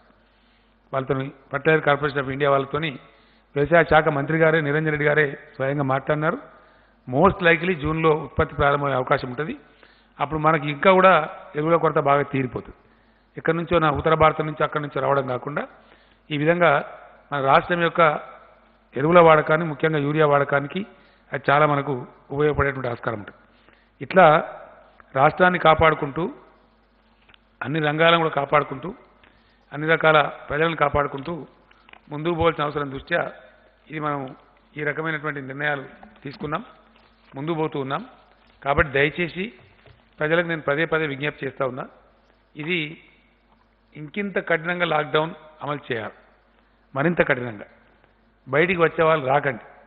ఇప్పటికే చాలా కేసులు పెట్టినారు పోలీసులు, చాలా వాహనాలు సీజ్ చేసినారు. దాదాపు 35-40 వేల వాహనాలు కూడా 50,000 వాహనాలు కూడా సీజ్ చేసినారు. ఎందుకు అనవసరంగా బయటికి రావడం ఎందుకు, ఆ సీజర్ ఎందుకు? కాబట్టి అత్యవసరం ఉన్న వాళ్ళకు ప్రభుత్వమే కొన్ని పాసులు ఇస్తూ ఉన్నారు, కొంత అవకాశం కల్పిస్తూ ఉన్నారు. కాబట్టి దయచేసి ఇళ్ళ నుంచి రాకండి. వ్యాధి మన దగ్గర తగ్గుతుందని కూడా తగ్గడం లేదు, సమాన స్థాయిలో ఉంది. ఏ మూలకి ఏ విపత్తు వస్తుందో తెలియదు. అనవసరంగా పూసుకుంటే ఇబ్బంది వస్తుంది. ఇలాగ ఈ జొమాటో, ఇంకోటి ఏంటది స్విగ్గీ దాన్ని మూసేసినామంటే మాకు సంతోషం లేదు. దాని మీద కూడా ప్రభుత్వానికి వచ్చే ట్యాక్స్ పోతుంది. యాక్చువల్గా వాళ్ళు పోతే సేల్స్ ట్యాక్స్ వస్తుంది మనకి ప్రభుత్వానికి, అది ప్రభుత్వం నష్టపడుతుంది. కానీ మూసిన కారణం ఏంటంటే ఆ ఢిల్లీ ఉదాహరణ చూస్తే భయపడతా ఉంది. అనవసరంగా ఎవరు నలుగురికి అంటుకుంటే మళ్ళీ అది 100 మందికి 1000 మందికి పోతే చాలా ప్రమాదం వచ్చే ఆస్కారం ఉంటుంది. కాబట్టి ఈ చర్యలు ఎవ్వి ప్రభుత్వం తీసుకున్నా దయచేసి ప్రజల యొక్క క్షేమాన్ని, ప్రజల యొక్క మేలును దృష్టిలో పెట్టుకొని చేస్తారు తప్ప వేరే ఉద్దేశం కాదు. కాబట్టి అందరూ కూడా సహకరించాలి. ఎక్కడైనా నీకేమైనా లోటుపాట్లు ఉన్నట్టయితే, ఇంకా కూడా సహాయం చేరకుండా ఉన్నట్టయితే, ఇంకా కూడా ఏదైనా ప్రభుత్వ సహకారం మీకు అవసరం ఉన్నట్టయితే వెంటనే డయల్ 100కి ఫోన్ చేయండి. మీ దగ్గర ఉండేటువంటి మీ శాసనసభ్యులకు తెలియజేయండి, మీ సర్పంచ్లకు తెలియజేయండి, దాంతోపాటు అధికారులకు తెలియజేయండి, మీ జిల్లా కలెక్టర్ గారికి తెలియజేయండి. తప్పకుండా ప్రభుత్వం మీకున్న కష్టాలు తొలగించడానికి అన్ని ప్రయత్నాలు చేస్తుంది. కాబట్టి ఆ రకంగా ముందు పోదాం. ఈ కరోనా బారి నుంచి మనల్ని మనం కాపాడుకుందాం. కాబట్టి ధైర్యంగా ఉంటూ పెద్దలందరూ కూడా ఇప్పటికీ చాలా మంచి పని చేస్తూ ఉన్నారు, చాలా ప్రభుత్వం బాగా చేస్తుందని అభిప్రాయంతో ఉన్నారు. కాబట్టి అదే విధమైనటువంటి ప్రజలు ప్రభుత్వం కలిసి గట్టిగా దీన్ని ఎదుర్కొంటే ఈ ఉత్పాతం నుంచి, ఈ ప్రమాదం నుంచి మనల్ని మనం రక్షించుకోవచ్చు. నేను మళ్ళొక్కసారి గుర్తు చేస్తా ఉన్న ప్రజలకి, దీనికి ఇప్పటికీ ప్రపంచంలో మందు లేదు. ఉపశమన చర్యలకు వాడే హైడ్రాక్సీ క్లోరోక్విన్, జ్వరం తగ్గించడానికి అదే పారాసిటమాల్, టెంపరేచర్ తగ్గించడానికి తప్పితే అజిత్రోమైసిన్ అని ట్యాబ్లెట్లు అవి తప్ప నిర్దిష్టమైనటువంటి మందు దీనికి లేదు. దీని మళ్ళీ నేను మే 5th ఇంకా డీటెయిల్గా చెప్తాను. ఇప్పటిదాకా మందు లేదు. ఇంకా కొన్ని విషయాలు చాలా ఆశ్చర్యంగా ఉన్నాయి. ఎందుకంటే చాలా తమాషా జరగబోద్దని చెప్తా ఉన్నారు. కాబట్టి వ్యవసాయం జరగాల, ఆ వ్యవసాయం కూడా దయచేసి విడివిడిగా ఉండాలా. ఒక మాట చెప్తాను నేను ముగించే ముందు. ఈరోజు ఇండియా 135 కోట్ల జనాభా ఉన్న భారతావనికి అన్నం పెట్టగలిగేటువంటి దేశం ఏదైనా ఉందా ప్రపంచంలో? లేదు. మన పెద్దలు చెప్తారు, పిచ్చి పిచ్చి పనులు చేస్తే దరిద్రం పోతావు, నువ్వు దెబ్బతింటావు, దివాలా అయితే అడుక్కొని తినాలని చెప్తారు. మనం కూడా వ్యవసాయం నిర్లక్ష్యం చేస్తే అడుక్కొని తినాలంటారు. అడుక్కొని తిందామంటే కూడా పెట్టే శక్తి ఉనికి లేదు. అంటే మన వ్యవసాయాన్ని మనం కాపాడుకోవాలి, మన రైతాంగాన్ని కాపాడుకోవాలి. 135 కోట్ల కడుపులు నిండాలి 2 పూటలంటే మనకు ఏ దేశానికి కూడా మన తెలంగాణ కంటేనే 100 దేశాలు చిన్నవి ఉన్నాయి ఈ గ్లోబ్ మీద. మనతో పాటు సమానంగా మనకన్నా కొంచెం పెద్దగా ఉన్న దేశం చైనా ఉంది. వాళ్ళ పొట్టలకు వాళ్ళే సరిపోతారు. కాబట్టి మన పొట్టలు మనమే నింపుకోవాలి. అందువల్ల వ్యవసాయానికి ఉన్న ఇంపార్టెన్స్ అది. కాబట్టి వ్యవసాయాన్ని కొనసాగించాలి, వ్యవసాయ పనులు కొనసాగించాలి, దాని అనుబంధ పరిశ్రమలు కూడా కొనసాగించాలి, ఫుడ్ ప్రాసెసింగ్ యూనిట్స్ కూడా కొనసాగించాలి. ఎందువల్ల మనకు ఆహారం అవసరం కాబట్టి. ప్రపంచమే ఇప్పుడు ఆహార విధానంలో ఒడిదుడుకులకు లోనయ్యేటువంటి ఆస్కారం ఉంది. మనం భారతదేశం ఆల్రెడీ సెల్ఫ్ రిలయంట్గా ఉన్నాం. అంటే స్వావలంబన ఫుడ్ సెక్టర్లో, ఆహార నిల్వలలో, ఆహార విధానంలో మనము ఇంకొన్ని అడుక్కుతనే పరిస్థితులు లేం భారతదేశం. అందుకే నేను మన ప్రధానమంత్రి గారు చెప్పింది కూడా, భారతదేశం ఎట్టి పరిస్థితులలో మనం ఖచ్చితంగా వ్యవసాయం నిర్లక్ష్యం చేయవద్దు, నరేగాను కూడా కలపండి అని చెప్పినాం, భారత ప్రభుత్వాన్ని కోరినాం. ఇందాకనే ప్రైమ్ మినిస్టర్ గారు నాతో మాట్లాడినారు. నేను మళ్ళా కూడా చెప్పినాను. ఇంకో విషయం కూడా ఇక్కడ చెప్పాల్సిన అక్కడ ఉంది. ఆర్థిక పరంగా దేశం ముందుకు రావాలి. సెంట్రల్ బ్యాంకులు, రిజర్వ్ బ్యాంకులు ఏ దేశమైనా పెట్టుకునేది ఎందుకు? ఎట్టి పరిస్థితుల్లో ఇట్లాంటి విపత్తులు వచ్చినప్పుడు, విపత్కర పరిస్థితి వచ్చినప్పుడు పెట్టాల్సిన అవసరం ఉంటుంది. మళ్ళా ఒకసారి నేను అప్పీల్ చేస్తా ఉన్నా భారత ప్రభుత్వానికి, ఈ దేశంలో ఫిస్కల్ పాలసీ మీ చేతుల్లో ఉంది, రాష్ట్రాల చేతుల్లో లేదు. దేశ విత్త విధానం, దాని కరెక్ట్ తెలుగులో చెప్పాలంటే దేశం యొక్క విత్త విధానం, కంట్రీస్ ఎకనామిక్ పాలసీ కేంద్రం తన ఆధీనంలో పెట్టుకున్నది. కేంద్ర ఆధీనంలోనే అది ఉంది కాబట్టి ఏం చేయాలన్నా కేంద్రం చేయాలి. కాబట్టి సత్వరమే కేంద్రం నిర్ణయాలు తీసుకున్నాం. ప్రైమ్ మినిస్టర్ గారిని ఇప్పుడు కూడా కోరినాం. Even now I have requested the honourable prime minister, వెంటనే FRBM పెంచండి రాష్ట్రాలకు. అది మీ మీద పడే భారమేం కాదు, రాష్ట్రాలే తిరిగి తీర్చుకుంటాయి. ఇప్పుడు అవసరం.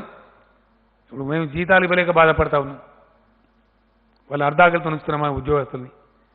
చాలా కంజెషన్. ఎందుకంటే భవిష్యత్తు ఏందో తెలియదు కాబట్టి చాలా చూసుకొని నడవాల్సి వస్తూ ఉన్నది.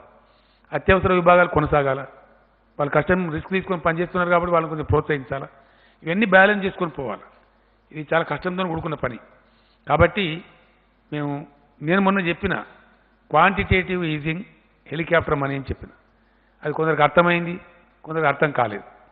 ఈ ఎకానమిస్టులు ఉంటారు, ఆర్థిక శాస్త్రవేత్తలు, వీళ్ళు ఒక ముఠా ఉండరు. వాళ్ళకు రకరకాల ఆలోచనలు ఉంటాయి. ఒక ఆయన దాన్ని మించింది లేదని ఇంకొక ఆయన చెప్తున్నారు. కొంతమంది అయితే పనికిరాదని చెప్తున్నారు. వాళ్ళకంతా భిన్న ధృవాలు ఉంటాయి. ఈ పండితులకు పైత్యం ఎక్కువ. వాళ్ళు జనరల్గా ఏంటంటే రకరకాల భిన్న ఆలోచనలు కలిగి ఉండి భిన్నమైనవి చెప్తారు. నేనేమంటున్నా అంటే, నేను ప్రపోజ్ చేసినటువంటి క్వాంటిటేటివ్ ఈజింగ్ కాకపోతే క్వాలిటేటివ్ ఈజింగ్ ఇవ్వండి, ఇంకో రూపం తీసుకోండి. హెలికాప్టర్ మనీ కాకపోతే ఎయిర్ క్రాఫ్ట్ మనీ ఇవ్వండి. కేసీఆర్ చెప్పిందే చేయని ఏం లేదు కదా. ఏదో ఒక రూపంలో స్థూలంగా నేను చెప్తున్న అంశం ఏంటంటే, భారతదేశ విత్త విధానం, కంట్రీస్ ఎకనామిక్ పాలసీ కేంద్ర ప్రభుత్వం దగ్గర ఉంది, కేంద్రం ఆధీనంలో ఉంది, రాష్ట్రాలకు దానిలో అధికారం లేదు. కాబట్టి కేంద్రం తక్షణం స్పందించాల్సిన అవసరం ఉంది. ఏ పద్ధతి వీలైతే ఆ పద్ధతి, కేసీఆర్ చెప్పిన పద్ధతి అని అనుకోవడానికి అవసరం లేదు. ఏ పద్ధతి ఉత్తమం అనుకుంటే ఆ పద్ధతిలో రాష్ట్రాలకు అవసరమైన వెసులుబాటు కేంద్రం వెంటనే కల్పించాలి. లేకపోతే ఇబ్బంది వస్తుంది, చాలా ఇబ్బంది వస్తుంది, చాలా ఘోరమైన పరిస్థితులు ఏర్పడే అవకాశం ఉంటుంది, ఒక అరాచకం ఏర్పడే అవకాశం ఉంటుంది. కాబట్టి కేంద్రం ఇంకా తాత్సారం చేయకుండా మేము ఎక్స్పెక్ట్ చేస్తున్నాం. ప్రైమ్ మినిస్టర్ గారు కూడా నాకు ఇప్పుడు ఆశాభంగానే మాట్లాడినారు. చేస్తున్నాం, మా ప్రయత్నం అంతా మేము చేస్తున్నాం వారు కూడా చెప్పినారు.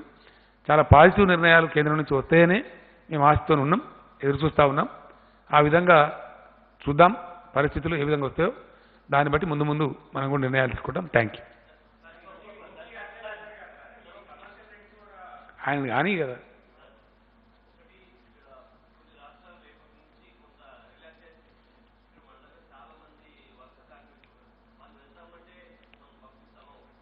పంపించేది లేదండి.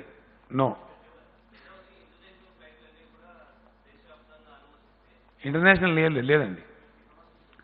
ఓన్లీ డొమెస్టిక్ అంటున్నారు 4th నుంచి, ఇంటర్నేషనల్ లేదు. టికెట్ కూడా ఇప్పుడు బుక్ చేసుకోమని విమానయాన సంస్థలు చెప్తున్నది డొమెస్టిక్ వాటికి మాత్రమే. అది May 4th నుంచి అని చెప్తున్నారు. మా దగ్గర May 4th కూడా మేము అనుమతించాం ఎట్టి పరిస్థితులలో. ఓన్లీ ఆఫ్టర్ May 7th, అది May 5th తర్వాత. విమాన ప్రయాణికులకు మేము మనవి చేస్తూ ఉన్నాం, హైదరాబాద్ రాకండి, కష్టాలు కొని తెచ్చుకోకండి. You can come, but you can only come after May 7th, after relaxation by the state government. మాకు ఏ ఒపీనియన్ లేదు, మా ఒపీనియన్ మాకుంది. మేము మా ఒపీనియన్ చెప్పాల్సిన అవసరాలు లేవు, కాంట్రవర్సీలకు మేము పోవాల్సిన అవసరం లేదు. కేంద్రం తన నిర్ణయం తను తీసుకున్నది, మేము మా నిర్ణయాలు మేము తీసుకున్నాం. నో సారీ, ఇది ఇంటి అద్దెలకు మాత్రమే.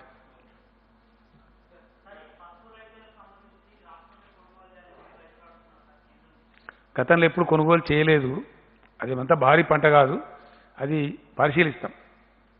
Wheel examine.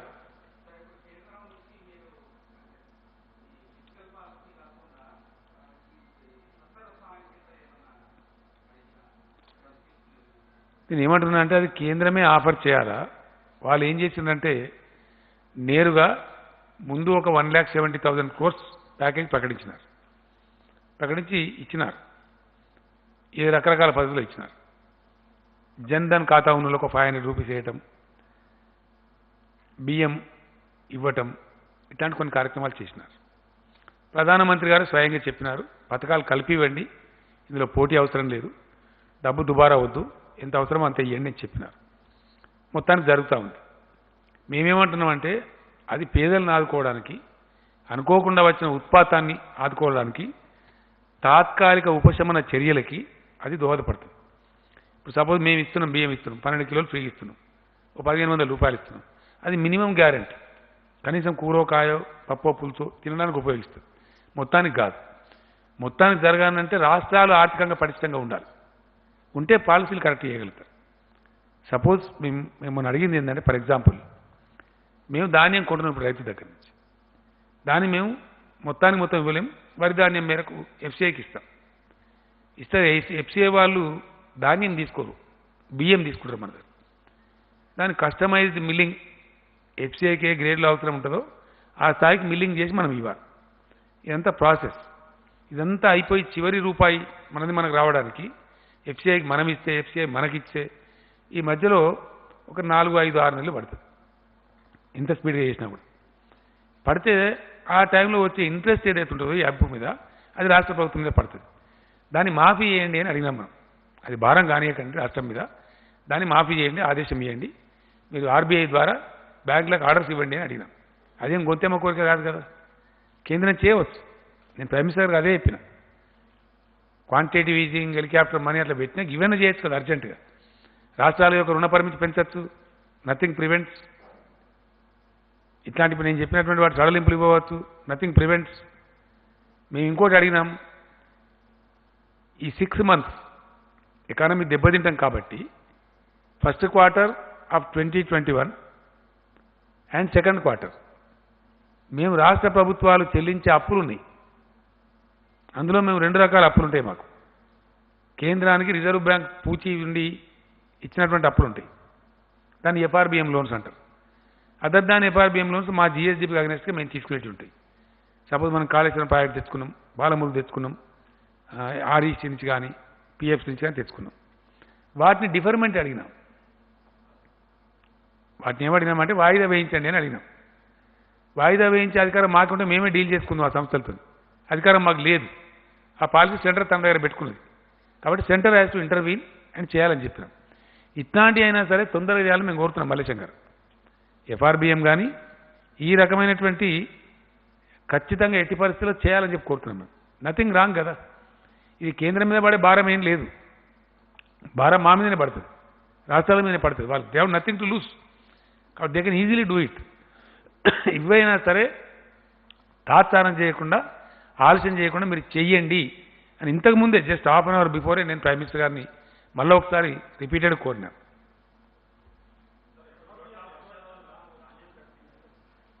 అన్నీ కొంటామండి. దానికి ఏం సిల్లి, అది ఎంత పెద్ద 1 కోటి టన్నులు కొనేటప్పుడు అది ఏముంటుందండి అని నాకు అనుభూతి పెద్ద.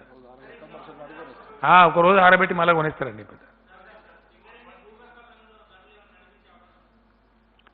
నాకు తెలిసి లిమిటెడ్గా నడుస్తున్నట్టున్నాయి. దాంట్లో చూడలేదు, దాన్ని పరిశీలన చేయాలి పెద్ద. నాకు ఐడియా లేదు. చేయమండి, అవసరం లేదు. ఎందుకంటే ఇష్టమైనట్టు అడగోలుగా చేస్తే నేను మొన్న కూడా చెప్పినా మళ్ళీ కూడా చెప్తాను. టెస్టులకు సంబంధించి ఆల్ ఇండియా యావరేజ్ కంటే మనం చాలా హెడ్ ఉన్నాం. వ్యాధి విస్తరణకు సంబంధించి మనం ఎక్కువ ఉన్నాం, మనం మంచిగా ఉన్నాం. అవన్నీ ఇచ్చిన మీకు వివరాలు మీ పేపర్లో ఉన్నాయి. ఆ క్వశ్చన్లు రావద్దని మీకు పేపర్లు ఇచ్చినాం మేము. డెత్ రేట్లో కూడా మనం చాలా మెరుగ్గా ఉన్నాం. కాబట్టి ఏది పడితే అది అడగోలుగా చేసి ప్రైవేట్కి ఇచ్చి ఇటు ఇచ్చి కొంతమంది కొన్ని అభిప్రాయాలు ఉన్నాయి. కాబట్టి మేము మా కంట్రోల్లోనే ఉంచుకోవాల్సింది. ఇది ప్రత్యేకమైన పరిస్థితి. ఎందుకు మేము గచ్చిబౌలి అర్జెంటుగా 1500 హాస్పిటల్ ఎందుకు తయారు చేసినాం? మాకైతే చాలా నియంత్రణ ఉంటుంది, కంట్రోల్ ఉంటుంది. ఒక్క చేమికెళ్ళి 12 వాళ్ళు అంటారు చూడండి మన ఊళ్ళల్లో. అప్పుడు ఏమైందంటే తెలుస్తుంది మనకి ఏం జరుగుతుంది, స్టేటస్ ఏంది, కరెక్ట్ ఏంది, మంచి ఏంది, చెడ్డ ఏంది, కంట్రోల్ ఉంటుంది. మా శక్తి మించినప్పుడు తప్పకుండా ప్రైవేట్ ఇన్వాల్వ్ చేస్తాం. ఇలా 1500 పర్ డే టెస్టింగ్ కెపాసిటీ ఉంది మనకి. ఇనిషియల్గా ఉన్నట్టు లేము. కాబట్టి ఖచ్చితంగా గవర్నమెంట్లోనే టెస్టులు జరుగుతాయి, గవర్నమెంట్లోనే జరుగుతుంది. అత్యవసరం అయితే తప్ప అటువంటిది అవసరం లేదు మనకి ప్రస్తుతానికి. అవసరమైనప్పుడు తప్పకుండా ఆలోచన చేస్తాం. ఒక్కరండి.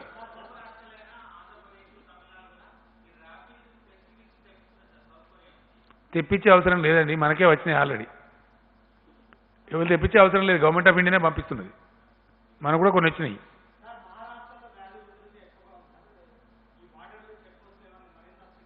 చేసినాం, ఆల్రెడీ చేసినాం. మనకంటే ఎక్కువ ప్రజలే చేసినారు. వాళ్ళకి దండం పెట్టాలి. ఎందుకంటే అన్ని గ్రామాల ప్రజలు కూడా రోడ్లను తవ్వేసిందండి, మాకు రావద్దని చెప్పి. ఇంకా తమాషా ఏంటంటే హైదరాబాద్ నుంచి పోతే ఊళ్ళో కూడా ఊరు వ్యక్తులను కూడా రాణిస్తలేరు. మీకు కూడా తెలిసి ఉంటాయి కొన్ని ఉదంతాలు. అంత కఠినంగా ఉన్నాయి గ్రామాలు. బాగా నియంత్రణ పాటిస్తున్నారు వాళ్ళు.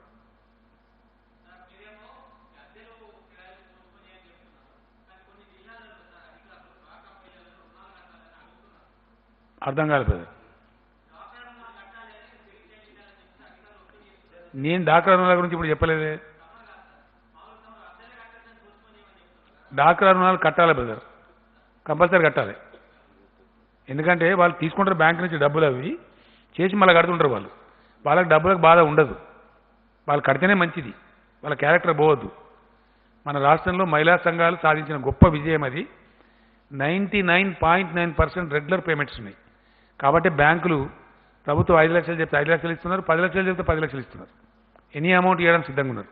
కాబట్టి అది మంచి స్కీమ్ ఉంది, దాన్ని చెడగొట్టద్దు. వాళ్ళు అవసరం ఉన్న కాడికే తీసుకోవాలి. ఇప్పుడు వాళ్ళు దండిగా వాళ్ళకి డబ్బులు అవసరం ఉన్నాయి. ఎందుకు? ఐకేపీ సెంటర్స్ ధాన్యం కొంటున్నారు, వాళ్ళకి కొంత లాభం వస్తుంది. కాబట్టి డబ్బులు కట్టాల్సిందే, కంపల్సరీ కట్టాలి.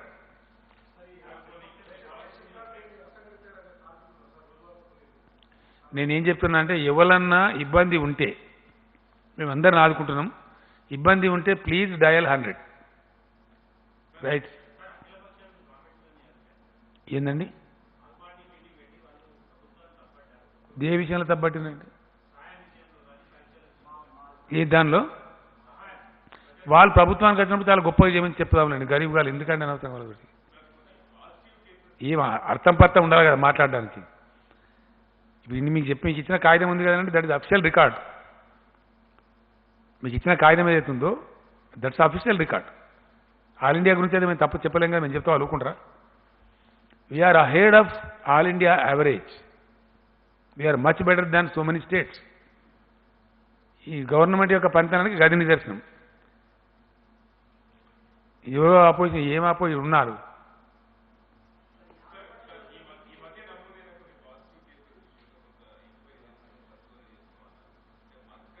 అర్థమవుతలేదండి.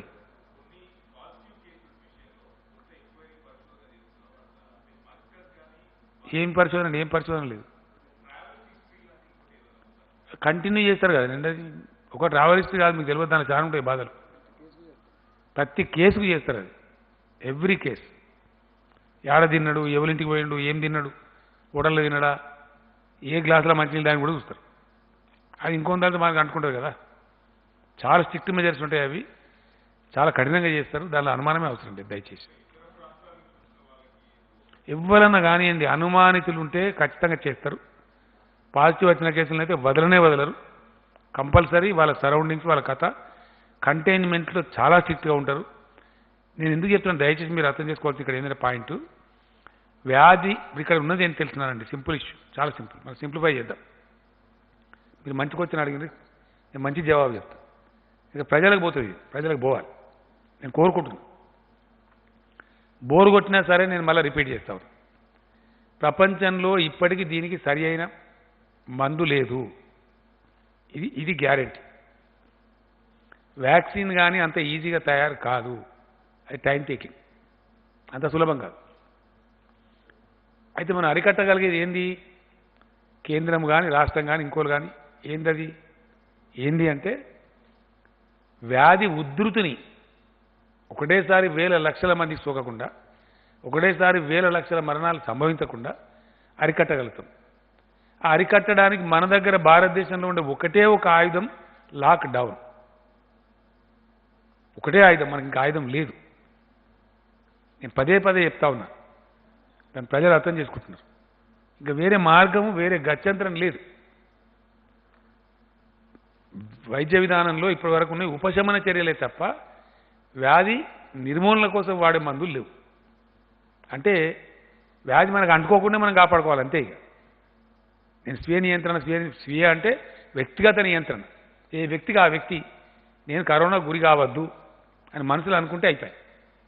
ఈచ్ పర్సన్, ఏ కుటుంబానికి ఆ కుటుంబం, ఏ ఊరికి ఆ ఊరు, ఏ బస్తీకి ఆ బస్తీ.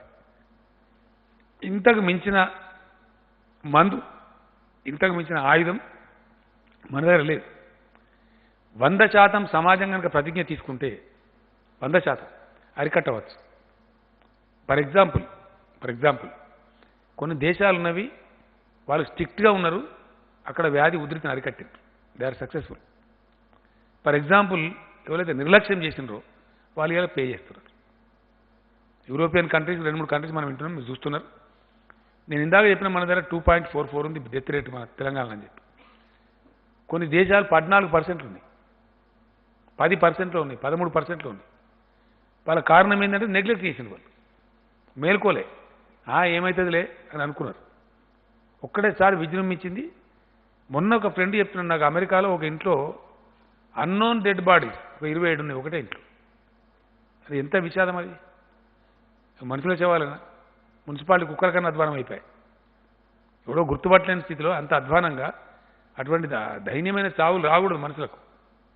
అటువంటి స్థితి రావద్దంటే మన చేతిలో ఉన్న ఏకైక ఆయుధం లాక్డౌన్, వ్యక్తిగత నియంత్రణ, కుటుంబ నియంత్రణ, మనకు మనమే. ఇప్పుడు ఫర్ ఎగ్జాంపుల్ చెప్తున్నాం కదా, దయచేసి అనుకోవద్దు. కొంతమంది దుర్మార్గం చేస్తున్నారు అక్కడక్కడ, కొంతమంది పిచ్చిపాళ్ళు బాధితారహితంగా చేస్తారు. కూరగాయలకు నాకు చాలామంది చెప్పినారు, ఓల్డ్ సిటీ ఎమ్మెల్యే చెప్పినారు నాకు, మజ్లీస్ పార్టీలు, సార్ మీరు పొద్దునుంచి సాయంత్రం దాకా కుల్లా పెట్టిండ్రు, 4 గంటలు చాలదా సార్, మిగతా టైం అంతా కర్ఫ్యూ పెట్టమన్నారు. కాదు నాయన, మా కర్ఫ్యూ పెట్టడం మాకేం కాయిష్ కాదు. ఉద్దేశం ఏంది? ఎక్కువ పీరియడ్ ఉంటే స్టాగర్ అవుతారు, కానీ ఒకటేసారి గుంపులు చేరరు. ఆ వెసులుబాటు ప్రజలకు ఉండాలి. ఒకటేసారి పోయి అక్కడ పడద్దు షాపుల మీద అని మనం ఉదయం నుంచి సాయంత్రం దాకా పెట్టుకున్నాం. 7 o'clock నుంచి కర్ఫ్యూ పెట్టుకున్నాం. అది ప్రభుత్వం సదుద్దేశంతో ఇచ్చినప్పుడు దాన్ని అట్లే వినియోగం చేయాలి.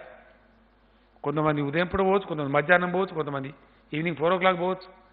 అది బుద్ధిమంతుల తనం ప్రజలే ప్రదర్శించాలి. గృహాల పెద్దలు, కాలనీల పెద్దలు ప్రదర్శించాలి. కంటైన్మెంట్ ఏరియా ఉంది 100% కూరగాయలు వాళ్ళ ఇళ్ళకి పంపిస్తూ ఉన్నాం. వాళ్ళు ఎక్కడికి పోయే అవసరం లేదు. ప్రతి ఒక్క విషయం పంపిస్తూ ఉన్నాం. పాల కాడ నుంచి కూరగాయలు, నిత్యావసర సరుకులు, దే నీడ్ నాట్ కమ్అవుట్. ఈ కంటైన్మెంట్ అని చెప్తే అదేం భయపడాల్సిన అవసరం లేదు.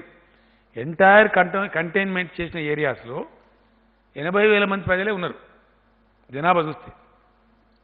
మొత్తం రాష్ట్రం లేదు. కాబట్టి అంతవరకు కాపాడితే ఏంటంటే నిజంగా serious containment. The very meaning of containment అంటే నిలువరించడం, ఆపటం, దాన్ని అక్కడనే బ్రేక్ కొట్టడం. కాబట్టి అది పాటించాలి. ఇక ప్రభుత్వం ఇంత పదే చెప్తున్న తర్వాత పాటించాలి. నా రిక్వెస్ట్ ఏంటంటే మొన్న నేను చేయించిన సర్వేలో మాత్రం 100% ప్రజలు పొడిగించండి అని చెప్పినారు. ఈ సడలింపులు ఇవ్వద్దని చెప్పినారు. మా నిర్ణయం ప్రజా నిర్ణయం, ఇది మా సొంత నిర్ణయం కాదు ప్రభుత్వంది. 19 నాడు క్యాబినెట్ ఉంటుంది, నిర్ణయం చేయాల్సిన అక్కడ ఉంటుందని చెప్పిన తర్వాత నేను సర్వే చేయించిన. మా ఎమ్మెల్యేలు చేసినారు, మా మినిస్టర్లు చేసినారు, ఆఫీసర్లు చేసినారు, చాలా కన్సల్టేషన్ చేసినాం. మెజారిటీ అభిప్రాయం చాలామంది జర్నలిస్ట్ మిత్రులు చాలామంది చెప్పినారు ఖచ్చితంగా కంటిన్యూ చేయండి సార్, మరి రిస్క్ వద్దని కూడా చెప్పినారు. మాకేమి ప్రజలు ఇబ్బంది పెట్టడం ఇష్టం ఉంటుందా? ఆదాయం వస్తలేదు ప్రభుత్వానికి. మొత్తం 130 కోట్లు 140 కోట్లు వచ్చింది ఈ నెలలో. ఒక నెల మీద మనకు అన్ని రకాలు కలిపి 15,000 crores రావాలి, 15,000 కోట్లు. మనం కొన్ని పేపర్లు తప్పు రాసినాయి. ఏప్రిల్ మాసానికి 4,000 కోట్లు, ఏప్రిల్ మాసానికి కాదు. మనకు మామూలుగా వచ్చేదే మన సొంతమే 12,000 కోట్లు. ఇక మన ఎఫ్ఆర్బిఎం, సెంట్రల్ స్పాన్సర్డ్ స్కీమ్స్ అవన్నీ కలిపితే తెలంగాణ మనకు రావాల్సిన ఆదాయం, ప్రభుత్వం దగ్గరికి వచ్చి ఖర్చు కావాల్సిన ఆదాయం డబ్బులు 15,000 కోట్ల పైచీలకు పర్ మంత్. అందులో మన సొంత రాబడి అయితే ఓన్లీ 130-140 కోట్లు దాటలేదు. లేదు కదా, యాక్టివిటీ క్లోజ్ అయింది కాబట్టి లేదు. వాహనాలు తిరిగితే కొంత మనకు పెట్రోల్ డీజిల్ మీద కొంత వస్తుంది, బంద్ అయిపోయి మనమే బంద్ చేస్తాం. ఇది అనేక రకాలుగా ఉంది. దీని అన్నిటి తట్టుకొని ప్రభుత్వం ముందుకోవాలి, కేంద్రం ముందుకు రావాలి. ఈ రెండు ప్రభుత్వాలతో పాటు ప్రజలు కూడా కలిస్తే 100% సక్సెస్ అవుతాం. Thank you.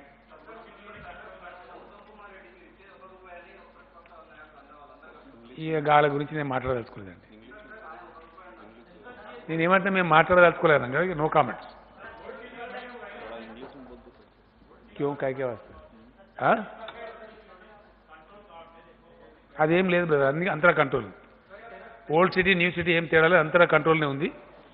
కంటైన్మెంట్ ఎవరు ఉల్లంఘించినా చాలా తీవ్ర చర్యలు ఉంటాయి. No exemption for any religion anybody, no. లేదండి, ఏం ఆలోచించలేదు. Only May 5th we will take a call on May 5th. May 5th నాటికి ఉండే పరిస్థితులను పట్టి ఆ రోజు నిర్ణయం చేద్దాం. Thank you.